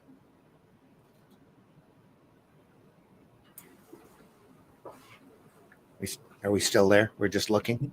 Yeah, I was just looking. Sorry. I was muted. Just blowing my nose. I'm just looking at that left-hand page with the shadow of the guy's eyes and the move that one, the shadow over those eyes. It's just fantastic, isn't it? It is. That you see, that's where you can see the difference between like fine art and comic strip. Yeah. It's like those eyes shouldn't be shining out like that. If you're doing fine art, if you're so let's just get rid of modern art and impressionism, okay, but all that kind of stuff. Let's just look at classical representations, beautiful paintings, and the way that you would you construct light and dark and effectively trying to reproduce what you see in front of you, the world around you, and the eyes would never shine out like that because they would be in shade. But you can do that in comics, and that's what the storytelling aspect is all about, and that's why you can remove the wall and put the key in, and all these kind of things. That's what makes it special. And if you look at the panels above that one, his eyes are shining as well in the two panels as well. You've got to love white out eyes. They're just great. Yeah. Mm-hmm. Look at that though. He's grabbing him. He's really getting hold of him, isn't he? Snapping the leather bonds and bang, he's got him. Yeah. Just such a great panel here. Yeah. Beating him up. Rawr. Gnya. What's that about? Gnya. Sounds like Sounds was like Rorschach. Yeah. Yeah. Well, let's see inspiration. So it's a question from Ditko. Look at his face at the bottom. He's smashed up. Look at that black eye he's got. That bottom Yeah, he's left-hand giving him a panel. right corker, isn't he? Yeah. He's really smacked him there. Hasn't he? Oh God! You can feel it, can't you? Look at it, the way his face is all dropped. This is, and it's like amazing to see this constructed in the way that it is, all the straight panels and everything after looking at Colon's work. Mm-hmm.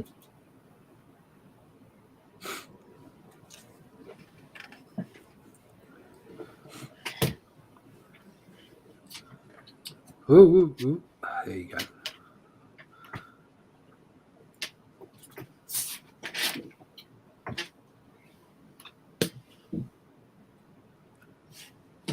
Donald Norman, never heard that name before. No, it's good though. Yeah, nice line work. Yeah. Undying love. Oh, we know what's going to happen here, don't we? It's going to end up with a corpse. Different but so familiar. It's wonderful line work here.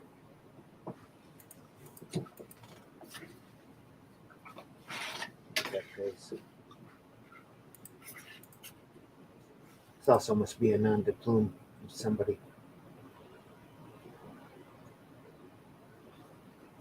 Love that negative space work in there. Detail.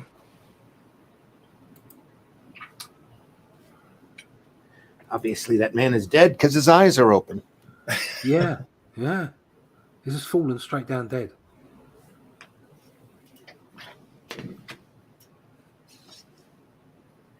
Again, this is all line cross-hatching, line work, ink work. It's not as effective as the others, though, is it? No, it's not as slick. No.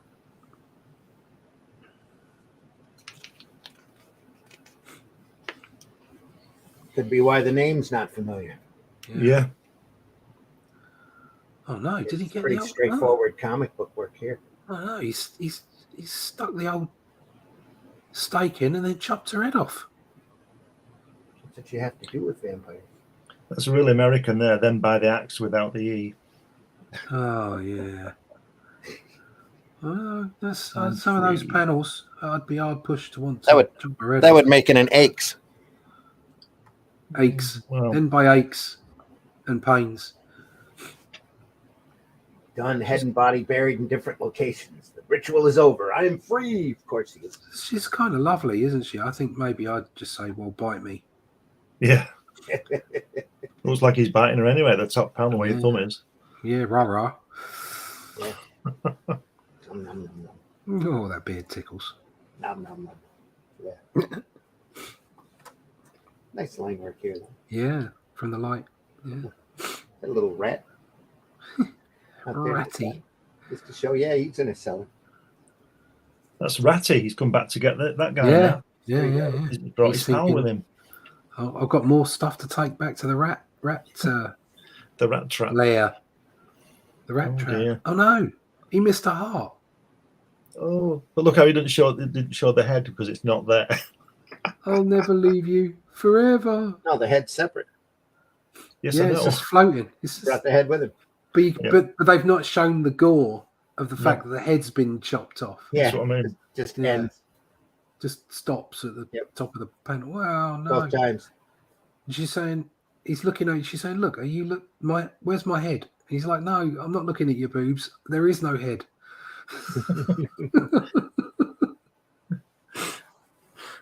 Oh dear.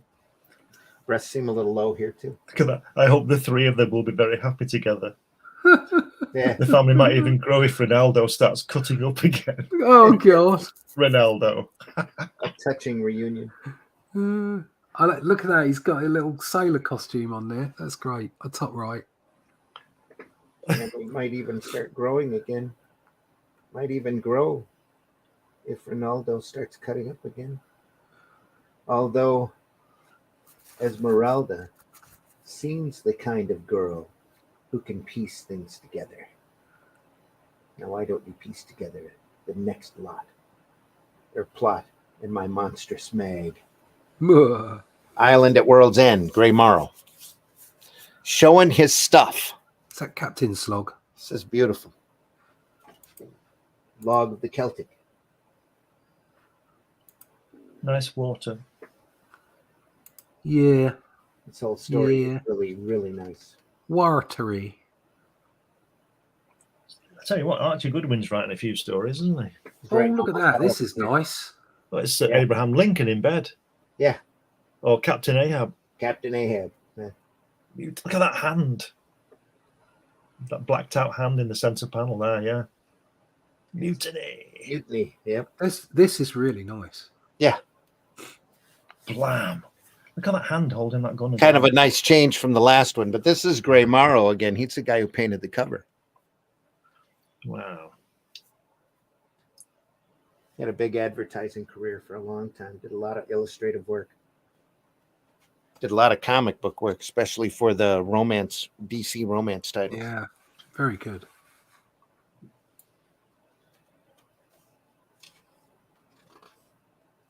That's a nice shot. Nice contrast here. Wow. Pacow. No wonk. Just a pacow. Should be a thud there, that bottom one, shouldn't there? Or a wonk. Yeah, look at that. At least it's not a flabadap. Yeah. Flub it up.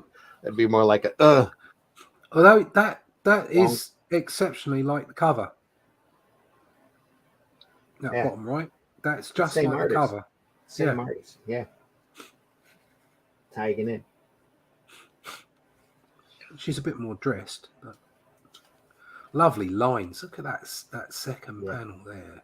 The one above it as well on the left. Yeah. Well, even It's here, like, look at how he goes from thin to thick. It's like a Alcala, isn't it? That kind of Mm, line on it. It's fabulous. beautiful. Again, So, it- up here it just keeps getting more and more intense. on the previous page, the left-hand panel, he's done that silhouette again where he's punching Yeah. the guy, and that's very effective, isn't it? Mhm. Then whack. I was just going to say, lovely blacks, Yeah.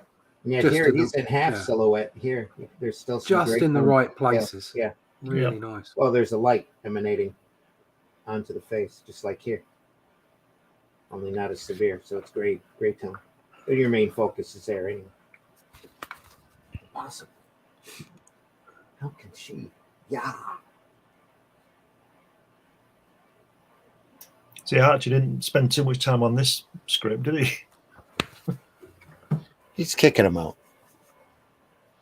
It's all, like we said before, it's all formula. That's just lovely. You hit That that is note by lovely. that page and you just move on. Look at that pen. Look at the use of that black at the top left-hand panel there with that Yeah. girl. Yeah. Yeah, the black. That's it's just fantastic, isn't it? Very, very much comic strip material there Yeah. from that period. Yeah. And it's the beautiful scene shot here. I like the way he's cheating with the lighting there. Yeah. It's, the light's coming from the right hand side, and the front of the steps are dark, which they Yeah. probably shouldn't be, and there's no shadows from the columns, No. Yeah, that's even though true. the light is on the right hand side. And it's just, it doesn't matter. It's still, because it's all about the story. Yeah. It's all that same thing that this tip here, kids, tip here. It's like, learn the rules before you break them. And it's like, Right. this guy obviously knows about lighting. Obviously, no. And yet he's breaking rules here in order to make things clearer and succinct in the way that he's telling a story.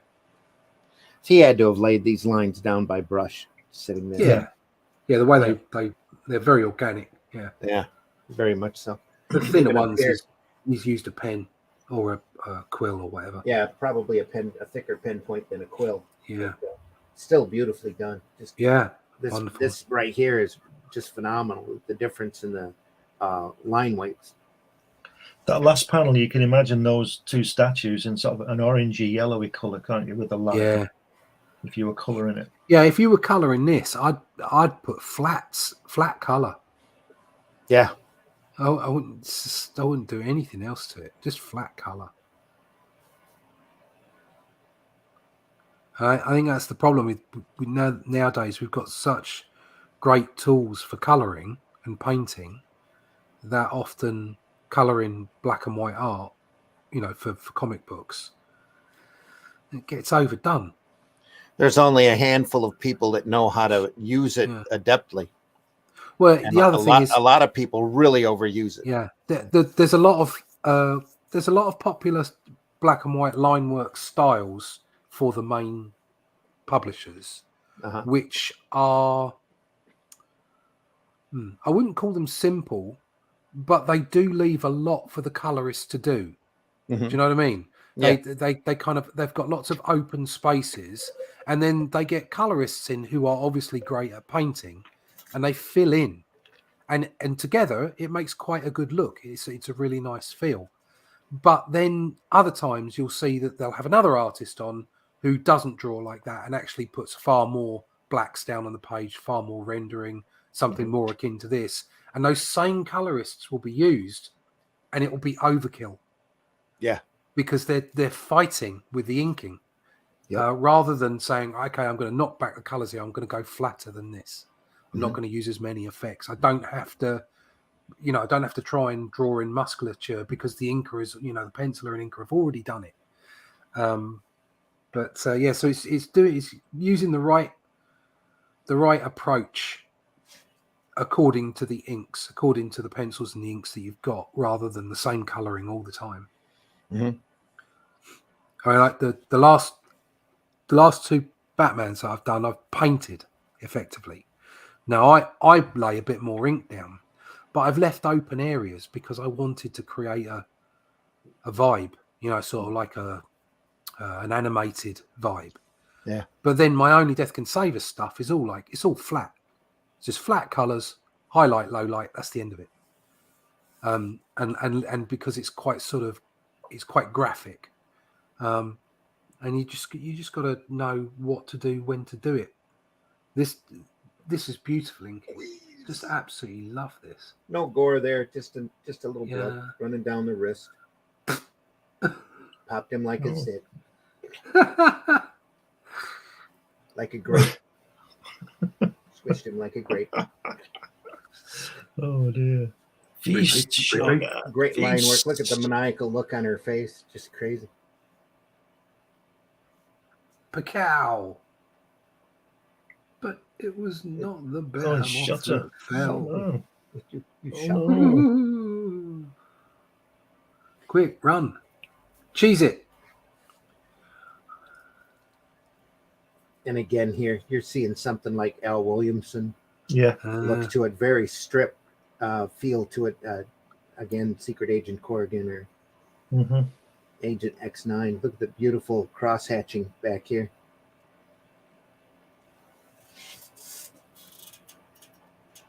Nice solids here for the rocks. Just enough smoke. What's her name? Scythilla. Can't say that word. Shogun. Scythilla. Bring him back. Bring him back to me. Strange name. But yeah, there's fantastic pages, aren't there? Love all those lines that he does everywhere. It's absolutely brilliant. Yeah. Just love that hand. And again, there's no outline. Yeah. There. The light is so intense. You don't need it. All your effect is right there. Expertly done. More water. Just beautiful. We're just going to blow up the island. Be done with it. Monster in the smoke. Oh. Scythilla. Scythilla, is it? Wow. Probably Celia. Yeah. Th might be silent. Celia. Yeah. So why not just put Celia then? Sturgis. You fool. No. Ooh. What happened to good old Shogoth? No one knows. He was never caught. But if it's you, but if he is, you can rest assured that it will be red-handed. And you'll be red-handed if you miss my next issue. Rawr. Again, Frazetta. We are at the 1 in 50 mark, 1 in 40 mark right now. Shall we go one more issue? Our audience just bumped up a little bit. Make sure you hit that like button, hit that love button. We're going through early issues of Eerie magazine. So we love that you're here. The chat is open. We're glad you're awake to watch some of this great stuff. If you haven't seen these early Eerie magazines, Oh, look at that. just phenomenal. We have one more issue to go, so Yeah. we might as well finish it up. Oh, wow. Look at that. Boris is in there. Everybody's mummy. Yeah. Wally Wood, Angelo Torres. Wow.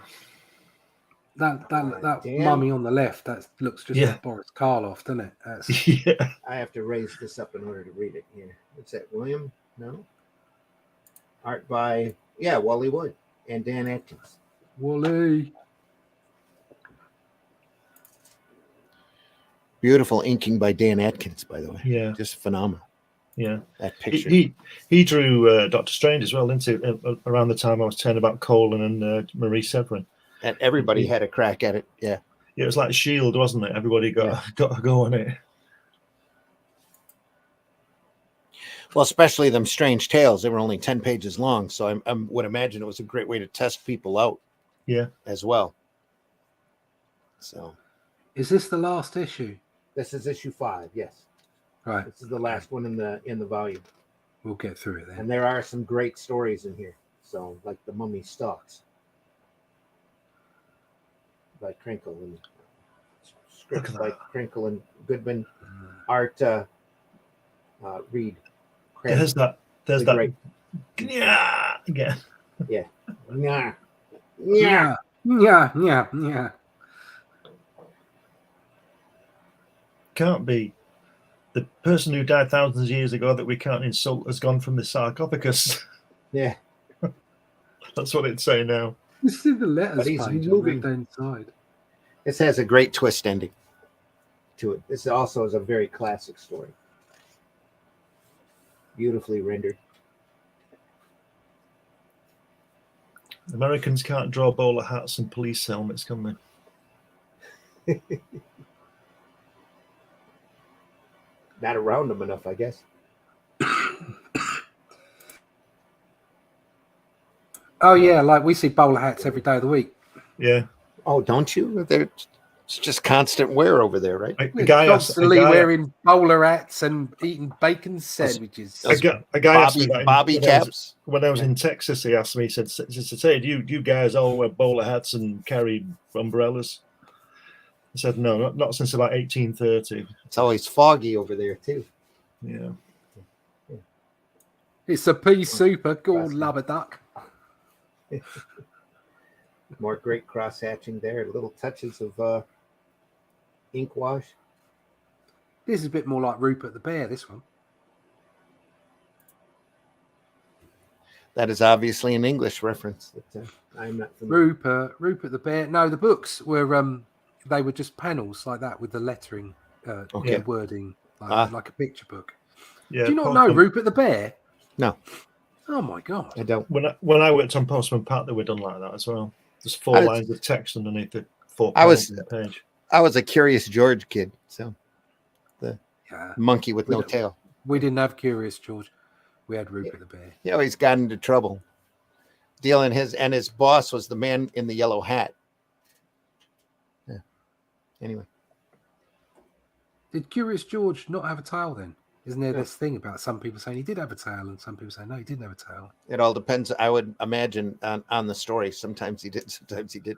Oh, I see. Oh, right. Well, there you go. I was amazed. I was in Memphis one time. The one time I was in Memphis, the Art Institute there had a display of children's book illustrations.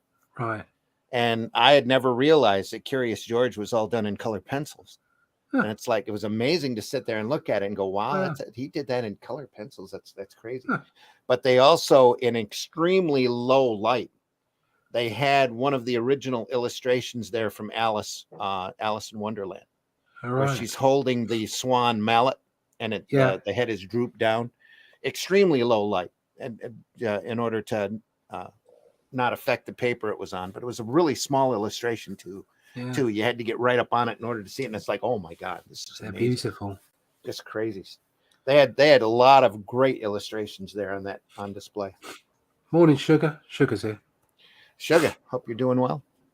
Look at that. Red Dress Press. Good morning. Good morning, everyone. Yeah, he's being attacked by a mummy. I used to be attacked by my mum. That's a whole other story. She used to hit me with a bummy spade. It's better than a coal shovel. Well, it was a wooden spoon. She chased me around the house with a wooden spoon. Chased me upstairs. Got my ass whipped with a coal shovel one time for sneaking a 80-page giant, Batman 80-page giant into the house. Well, if you're going to get hit with a coal shovel, that's what you're going to get hit for. Yeah. Well, smacked in the ass. I had a blister for a good week. Oh, I remember my brother running up the stairs, and my mum hit him with a wooden spoon, and he snapped on his bum. oh dear. She's like, "You'll be paying for that." I think they call that child abuse, don't they now? Yeah, I think so. Oh, my mom had the fastest hands I ever remember anybody ever having. I could be slapped and not realize it until she was done. Just a quick, I seen that look. Clap. My mum threw an iron at me, but luckily it was plugged in. Yeah. Anyway, so much for those horror stories. Here we go. It's a great twist ending here on the next page.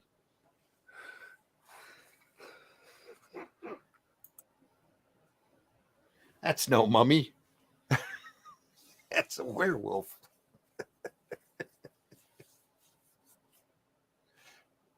Well, it's a mummy and a werewolf. It's a werewolf mummy. A were-mummy? Rawr. Yeah. That's not right. You can't be a werewolf and a mummy. Well, this one was. Just waiting for the moon to hit it.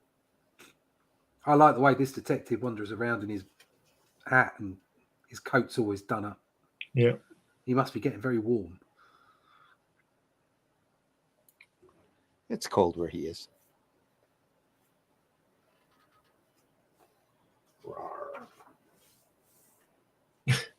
Thud. Thud, thud, thud. So he just killed it with a silver handle after all that. Yeah. Just took him out. He's just hit him with his cane. What's that? Yeah. He's got a silver handle, so it kills him. Thud, Thud, thud, thud. Have that. All those werewolf movies, they all got it wrong, didn't they? Just hit him with a stick. Yeah. That's right, kiddies. The mummy was a werewolf. What does that make the daddy? Well, that's another story. And so it's on to the next one. The Jungle by the great Al Williamson. Yeah. Look at that detail. Look at that. Beautiful line work back behind. Again, like no, there's no outlines anywhere. No. Just brilliant. There's a little one right here along the side. Yeah, just a few. Some of the foliage. Yeah. Other than that, you're looking at solids. Just some beautifully rendered work here. Yeah. Cousin Eerie as one of the locals. Oh dear. With a bow and arrow. That looks like Alfred E. Newman. Potbelly, it does, yeah. That's what happens when you have Jack Davis draw your mascot character, be the main illustrator for your mascot character. Wonderful Al Williamson signature down here in the open negative space. Very nice. We'll spend more time on Williamson when we go over the Star Wars comic strip. Yeah. So we'll probably have to do a volume of that. Red dress in the house. Good morning.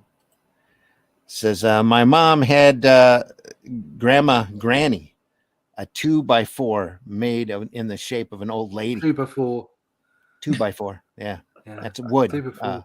Yeah, Piece of wood. piece of wood. That or a broom broom handle. handle. Oh, Well, there's some Buddy. lunatics around, isn't there? my mom had those damn Tupperware spatulas. Yep. This poor guy was cursed twice. Yep. So when we moved and our sandbox was torn down, they found around 20 of them buried in the backyard. Don't know how that happened. And she kept buying new ones just to whip you with. Oh, I thought she was talking about 20 mummies. No. The Tupperware spatulas. It's mysteriously disappeared. Gave him a proper thumping, he did. Yeah. God bless you. Give him a proper thumping. Again, some more beautiful ink work here. Apples and pears. Yeah, look at that face at the top left with it. Yeah. Love that detail. Yeah, It's fabulous, amazing. isn't it? Yeah, look at that. It's great. Just all of it. It's just gorgeous. Yeah. It is. Look at that hand drawing the gun in the center panel. See that hand? Those Yeah. the bones in the hand and the These knuckle. is this all cross hatching? There's no There's no Yeah. brushwork there's on no there, is there? no. there's nope. there's no wash on any of this. No, it's just solid black and white all the way through. But it's just beautiful, almost like ink smears putting in that foliage.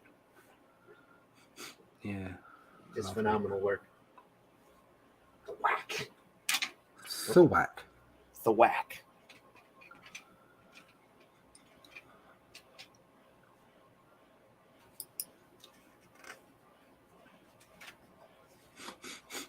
Look at that. Look at that top Little- panel there.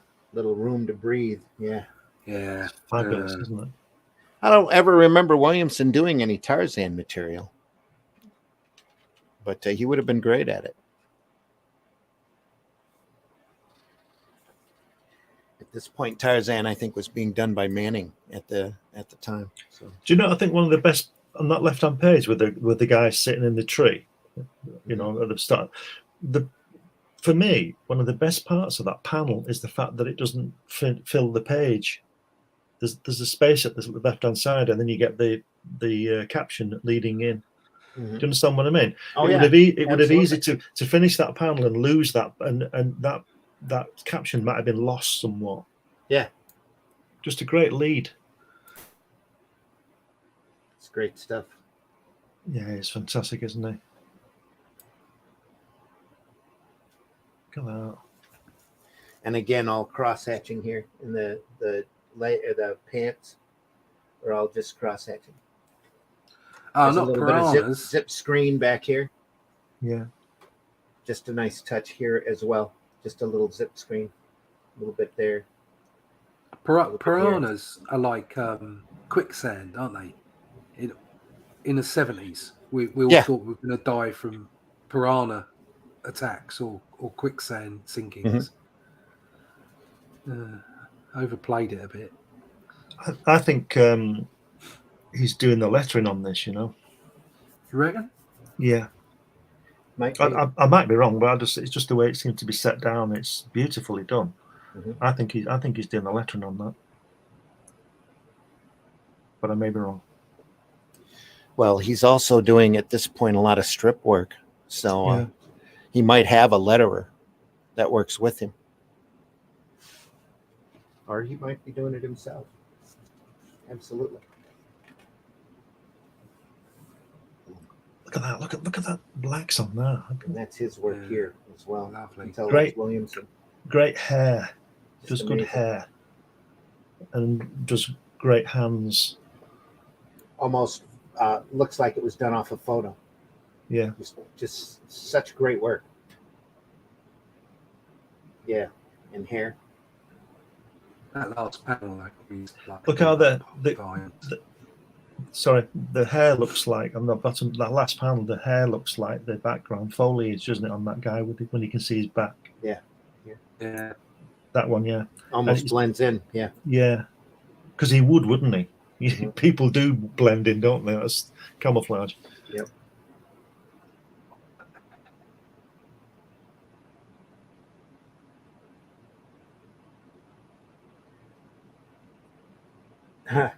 His personal life gets so tangled. I've heard of Guys. guys being stuck with clinging vines, but this is ridiculous. Oh, well. Since Leo's all tied up, better take our machete and chop into my next terror tail.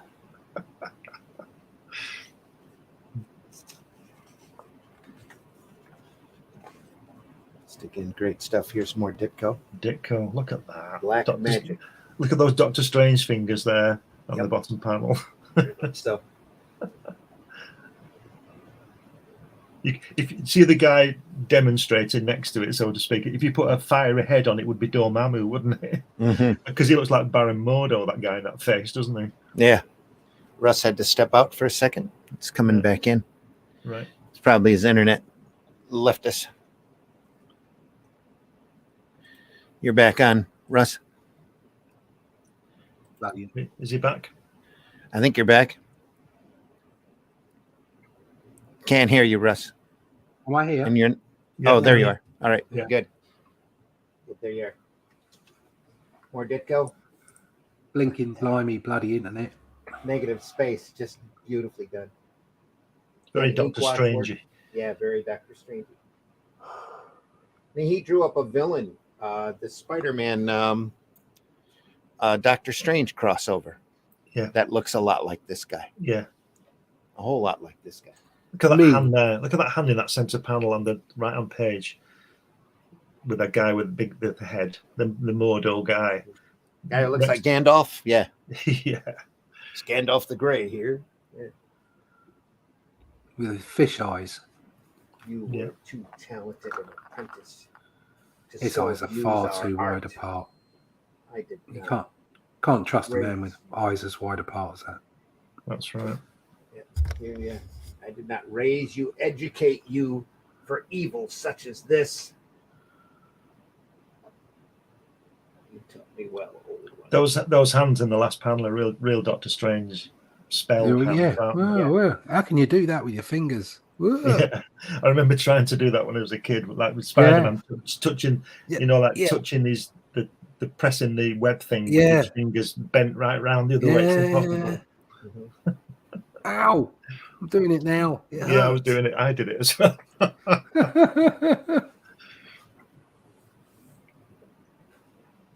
Stupid old man, I'll take and break your staff. You can't do it. Well, it's Quasimodo again. He gets around, that guy, doesn't he? Yeah. Loving the webbing and the He smoke. can't hold a job down, can he? Though he's always with somebody else. Well, the trouble is all the people he works with can't get on with him because he's always got the hump. Wah, wah, wah, wah. Thank you. I'll be here all week. Try the veal. Look at that. And as you ward off my spells, so do I turn away yours. Oh, I found a We've biscuit. played enough games. I have business in the crypts. Great stuff. Carrying that coffin out. Nice webbing.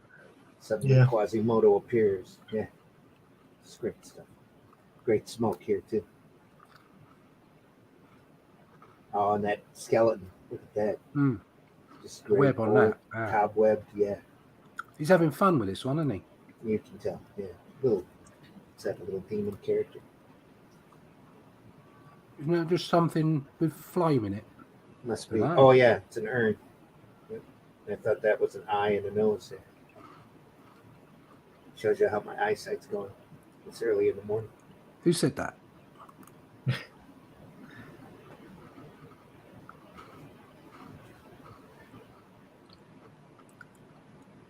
Say not the words, Valdar. My teachings have ever been false. It's well. You stayed, old fool, for now. I'll show you the limits of your teaching, however true. Once started, it cannot be stopped. Regus Mellum, whatever. Vex.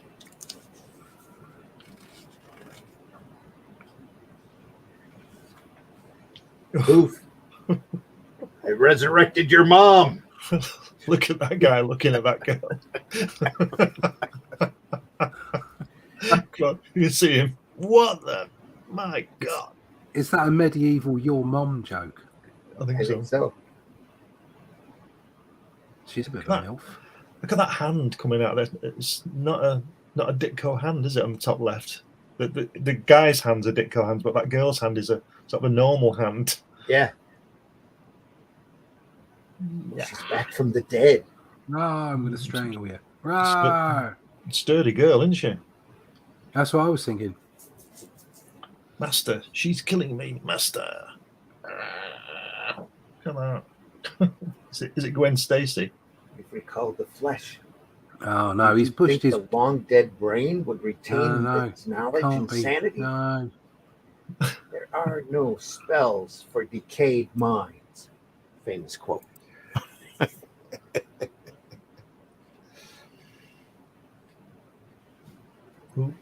Oh dear.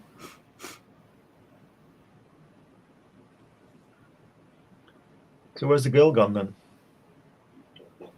Where'd the girl go? Looks like he's tearing her apart here. No, she's gone. She's like wasted away. Carrying her Oh, back down. yeah. And then he He became. gets it. He gets He it. gets goes it with as it. well. Return my hands. What's happening to my hands? No, it can't be. No. When they say it was a play on words, he didn't raise him as a child. He raised him from the dead. Ooh. Good old Gandalf there. I tried to warn you, stop you. But in your lust for power, you wouldn't listen. Perhaps you might have guessed. Yeah. It's always lust for power, isn't it? Whom I trained and raised. Raised from the dead. Yes, you did that, poor girl. Well, kiddies. That's the way the conjurer crumbles. Poor Valdar. Even his servant, Simon, is pretty choked up. Pretty choked up about the whole thing. You're going to be choked up about my next yell yarn. Cute. Hitting their stride here. A matter of routine. Gene Colan again. Oh, he's changed his style here. It's a little looser. It's His more face is- cartoony. Yeah. Perhaps he didn't have as much time. Could be. I'm going to say, I think he's just spending a couple of days on these things, you know. Oh, this Yeah, is more this like is- it. Look at Right, that. okay, yeah. This is very quick, but very pretty. That one on the right there. Yeah, it's just. Yeah. It's a real Colin trope, that, isn't it? The way he does that hand coming behind the character towards you. Oh my God.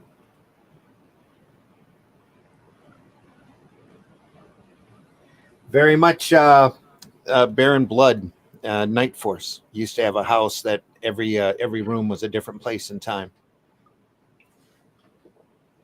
It's an old DC comic. Oh my God.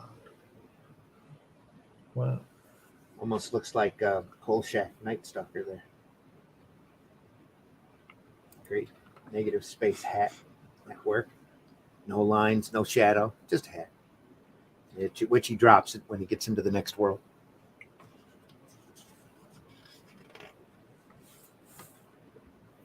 Yeah.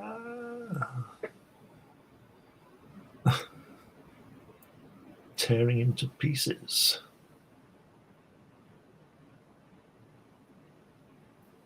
I was killed in a car wreck driving from station. This is the land of the dead. Run. Run away. It's time to be attacked by monsters. No. I'm alive. Alive.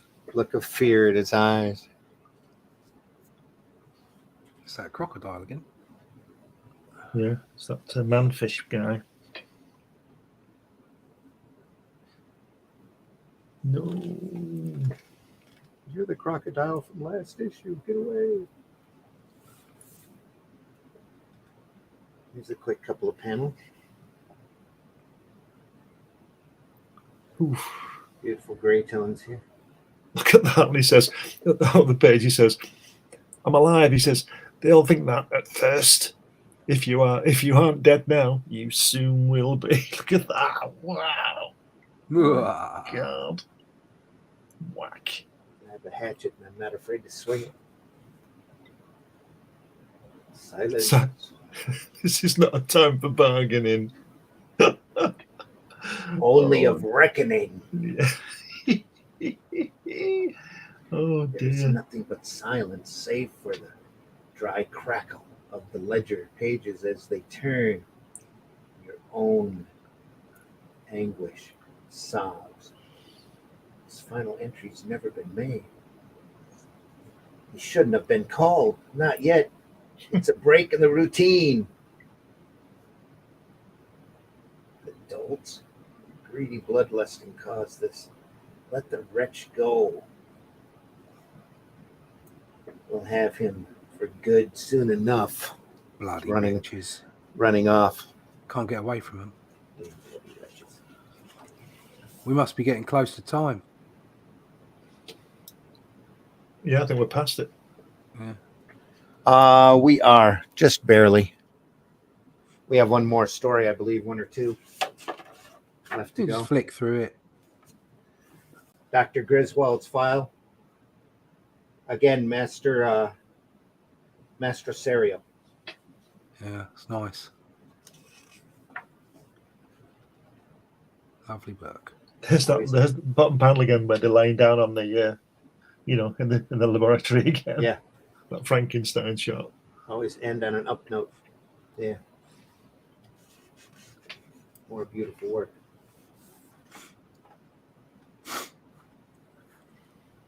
Crash. Oh, look at him smashing him. Just great. It's almost a Ditko panel right at the end there with that It is. face. Yep, very much so. So it's a There bit are like little a Gollum. flashes of that in his work. Yeah. It's a bit like a Gollum story. Yeah.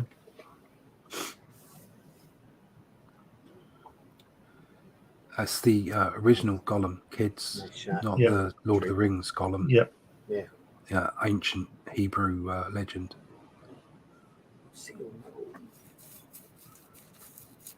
Lucille, no. For shame, Doc. Imagine forgetting your late wife had once been a patient with her name in your eyes. With her name in your files. Oh, Awa. Picked a fine time, Lucille. Picked a fine time. Look at that on that panel there. It says That's what money you'll say. the Ermine coat I priced at Murchison's only £2,500, darling. 25, who says 2,500 in England for us?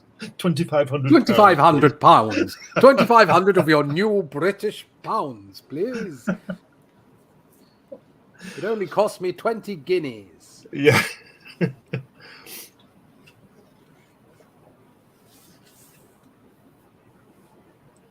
Easy way. Wow, To a that's tough an circle. amazingly good bottom. Yeah. There's their creepy universe again. Yeah. Easy way. Another to a half a tough page ad. They circle. probably didn't have clearance to run, or it was too violent. Maybe, I don't know.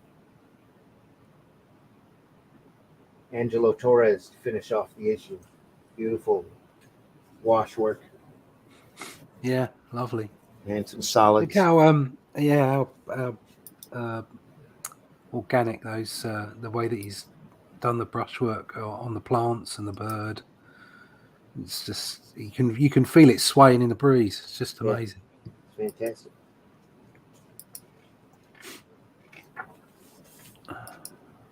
Same here. Bird in front. Just beautiful looking.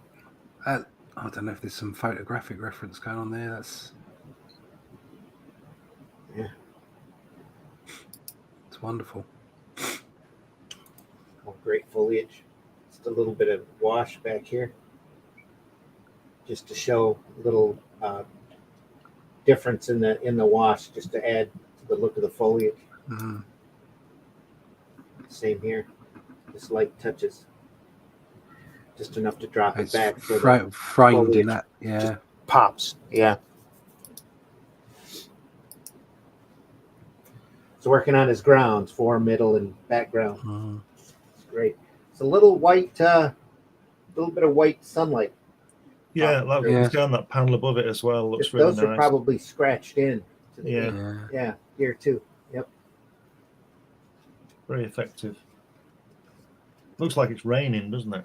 Just a nice touch, just enough to get a little light in.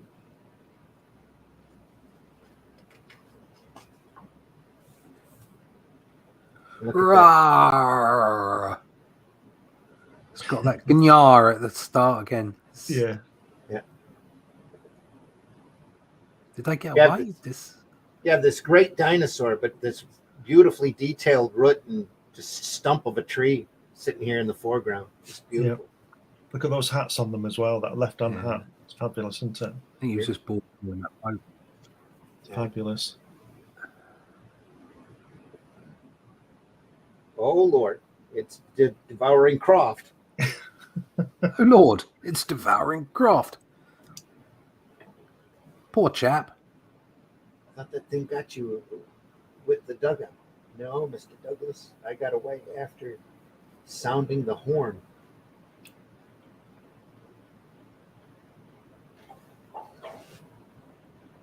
Oh, that must have been what it was. It was that tusk. That tusk horn. I must have blew it. Yep. Something stirring. So something stirred. Wow. Again, just gorgeous. And the lights running through. Might be rain.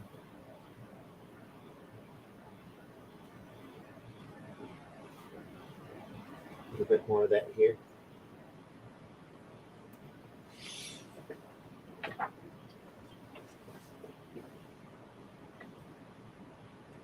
Face.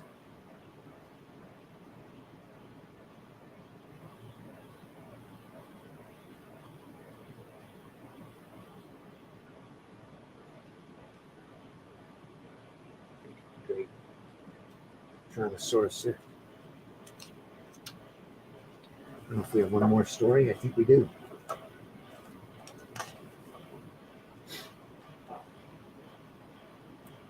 Joe Orlando. To Orlando again. Yeah. His cousin. Eerie sitting there. Vampire Slayer. I drove the stake home. There's Alfred E. Newman again sitting on the wood. Yeah. Steak. Again, that cartoony Orlando look Yeah. very different from the front of the book. Yeah. Just kicking it off. What do you mean? I get to have fun with it? Oh, okay. Here we go.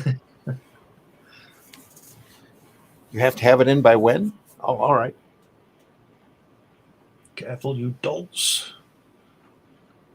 Is that Mary Jane? At the top. Almost. Yeah. Close, isn't it? Yeah. Hairstyle of the day. Bigger chin. Yeah. Yeah. Not as nice as Ramita's. No. No. Vampire, unholy fiend. Now suffer the kiss of the stake. Oh, my neck. Oh. Lord, what have I done? I must have been mad. I would think that slender flame could have such strength. Her arms are so tight. I can't. Hurry to my neck. Lunchtime. It's another yeah. Oh dear. Twin sister. Brilliant. She's a ghoul. Oh Get dear. what's left when you're finished. Whoa. Remember your promise for helping out last night. I get what's left when you're finished. Look at that. Look at that. After the way you acted, you wouldn't think they'd have him for dinner for 2 nights in a row. Want a double date? Look him up. Looks like the countesses are really bearing down on Alex. After the way he acted, you wouldn't think they'd have him for dinner. Yeah, 2 nights in a row. Look at that advert. This plant actually eats insects and bits of meat. Yeah, Yeah. it's the Venus flytrap. It ate Charles Darwin. Yeah.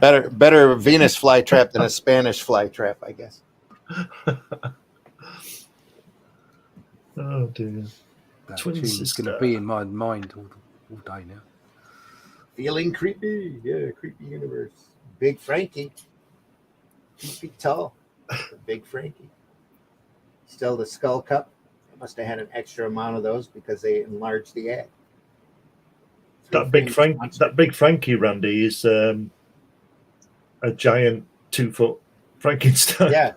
It's a whole 2 feet tall. Giant 2 feet. So Yeah. with arms that move. Whee. Yeah. Modern ad for the archives. Wonder why they lopped off different ads. I They think some of couldn't these have ads, clearances. I don't know that all of these ads are. I mean, obviously the ones with creepyuniverse.com are new. Are new. But Yeah. I think some of these are made up. No, I think some of them actually come out of the Warren magazines. I think they printed what they could and they substituted. Yeah, but I'm saying I think some of them. for- I think some of them might be made up. I wonder what was here originally that they had to cover over. And Come again, back next and- week. Yeah, next Like the issue. great- Yeah. Great John Severn that we covered last episode. Yeah. All right, folks, that's the creepy archive or the Eerie Archives. Volume wonderful 1. book. Great fun, great book, great investment for $10 Ah, yeah. at a show. Yes. Yeah. Showing off now.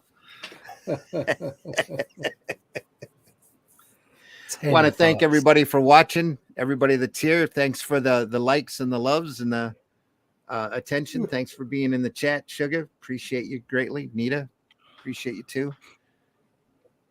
Russ, tell folks how they can find you. You can get me at russleach.com. There you go. You can find out all about me there. If you're interested in what I do, go sign up on Instagram. Follow me there. That's where I put all my artwork once a day. I'll pop something up there from the archives or new. And or you could always sign up for my email list so you can find out what's coming up down the pipe. I'm currently on Batman in Europe, and Only Death Can Save Us Book 2 is approaching its finale as far as getting it produced. Should be out to people in March. So there you go. Find out everything you need to at russleach.com. Sweet. We can see the pain in your eyes, Russ, with your cold. Ah, just Yeah, we hope you're feeling better real soon. feeling crap. You can see it. I'm not good. You need to go to bed. Yeah. Glenn, tell us how they can find Yeah, you. you get me on the usual places like Facebook and Instagram and all those things. Or you can hit me up, as they say, and I can send you a copy of my book, which is my trips to Jack Kirby's home in late 80s, early 90s. And with that, you get the DVD. You can find all my books on Amazon. There's about 10 and lots of magazines on there. One magazine being Comics Unlimited, which is the 100-page magazine about comics that I produce every quarter. And soon, when Luke gets his website up, you might see this, which is my character Hatch. I'm trying to get it launched, but people are struggling with their website, their crowdfunding platforms. So we'll see what's going on with that. But you can get that there. Everything takes a foundation that's not going to break the first minute it's up. So they have to be careful. They have to make sure. And folks, I want to again tell you how much I appreciate you all watching. I've been your host, Randy Zimmerman. We're here every Friday morning at 5 a.m. and archived over at the Great Indie Comics Network. So make sure you go over there and take a look. There's a lot of great artwork that we've looked at in the past. If you haven't seen them before, go over there and definitely take a look at them. 3 episodes on Steranko, Nick Fury that are unbelievable. John Burns, Elsewhen. We just went 2 episodes here on Eerie 2 weeks ago. We did the Alien movie adaptation by Walt Simonson, and there's more Simonson coming up. There's more Alex Toth definitely coming up. A lot more John Buscema as well. We're going to take a look at some of the great stuff. If you have some great sequential artwork out there you would love for us to go through, let us know. Send us a comment, write it in the chat over on YouTube. Make sure you go over to YouTube and subscribe to the Indie Comics Network as well. There's a lot of great programming over there. Take a look at everybody's work. Also on Sunday morning, Russ and Glenn and myself usually, and whoever else we can corral that early on a Sunday morning, I'll get together on the Sunday Funnies program. and talk about the different comics that we love. We don't necessarily show them off like we do on this show, but we'll talk about them or show off some cartoons or something. I'm not sure what we're going to do this Sunday yet, but open for suggestions. If you have any ideas, let me know, and we'll go from there. Other than that, folks, we really want to tell you how much we appreciate you being here. If you know some great comic art, go out there and show it off. Show off this fantastic art form that we love so much. And visit your local retailer. Go through those boxes. You never, ever know what you can find, or what your local retailer might just want to give you a discount on because they know that you'll appreciate it. And they'd be happy to have a few extra bucks to help cover their light bill and the like. Everybody's straining right now, thanks to the wonderful economy, and support your local retailer any way that you possibly can. So you can find me over at arrowcomics.store. Take a look at the stuff that's over there. There's 2 issues of HeroBot Zero. There soon will be a 2nd issue of Revolt available for individual sales. We just started the Chrome Dog crowdfunder, I believe, over on Indiegogo, that Justin Sweet is doing, and Luke Stones has working on the art for. That has a whole nother Arrow tier over there available for you to buy, as well as the first Arrow tier that was also available over at the Rift Riders campaign. If you missed out on that, gives you an opportunity to get some great Arrow work. There's a little bit of Russ in there. There's a little bit of Glenn in there, and there's a little bit of me in there as well. HeroBot Zero is available over there. Calico, Paragon are all available for your reading enjoyment. Could I just say, yeah, in the next issue of Comics Unlimited, which is out end of this month, there's an interview with Mr. Russ Leach here, and there's also, I think it's your 3rd part story about Arrow Comics as well. So yeah, it's a long-winded article that I had to cut way back down on the last incarnation of Arrow before this one. So, and then next issue will cover the current incarnation and how everything got around to it. It's good reading. Great interview with Russ as well. Great. It was fun. Some nice artwork there as well. Beautiful. I wish I could have given you more pages. I think it's 10 pages. I wish I could have given you Quite more. a lot. Yeah. To put more artwork in, but it's it's great. Cool. Yeah, it was good. It looked good. Yeah. And if you were any type of wagering on Scott Rosema, you lost. He didn't show up this episode. So maybe next time, Scott, you need to start setting your alarm. Brian, you need to get on this show. We need you up here as well. The more voices looking at this stuff, the more eyes on it, the better, the more fun it'll be. So, not that these aren't fun. These are great loads of fun. And if, like I said, if there's somebody else that you want us to take a look at, make sure you let us know. Run a comment on YouTube, or let us know on the Indie Comics Network. We'll be happy to accommodate you. All right. We'll see you next time, folks. Sunday morning, 9 a.m. Sunday Funnies. Next Friday, 5 a.m. for Comics by Night. More Simonson, folks, or do you want to look at somebody else? Mobius, whatever you want. Simonson. Any preference? Do you want me to do my Bolland book? Yes. We can do your Bolland book if you want. Absolutely. Yeah, I'll do my Bolland book next week. Right. Excellent.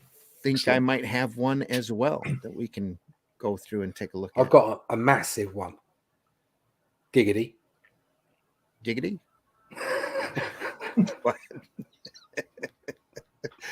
Sounds great. We'll do that. Folks, take care. Have a great week. Have a good weekend. Be careful out there. Take care of yourself. And we will see you soon. That is not the one I wanted to run. I want to run this one. Have a question or comment for us to address on the show? Have a topic you want us to talk about? Email us at indiecomicsnetwork@gmail.com. Want your comics to arrive in pristine condition? Head over to GeminiComicSupply.com and save 10% on your next Gemini mailer order or anything in the Gemini Comics Supply store. Use coupon code RAGIN10. That's RAGIN 10. We also want to mention that Mike Jimmy has a Kickstarter running right now for Life on Korra. So go over there and check that out. It's a great book. It's going to be a lot of fun to get that and read it all in one sitting. Here we go.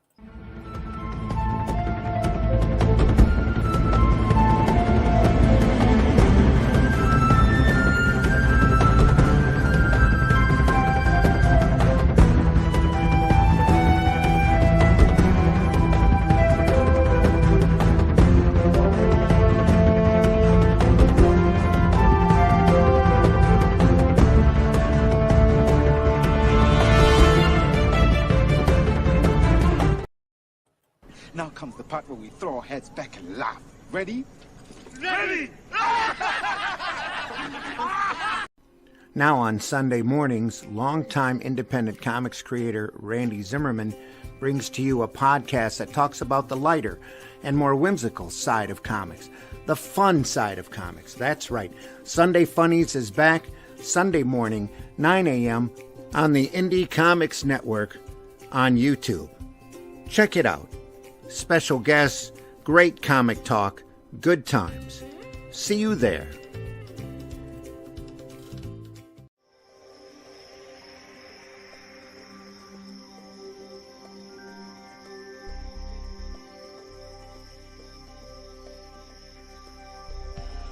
What was that?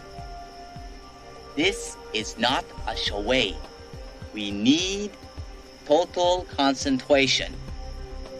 Now, once again, this time with theory.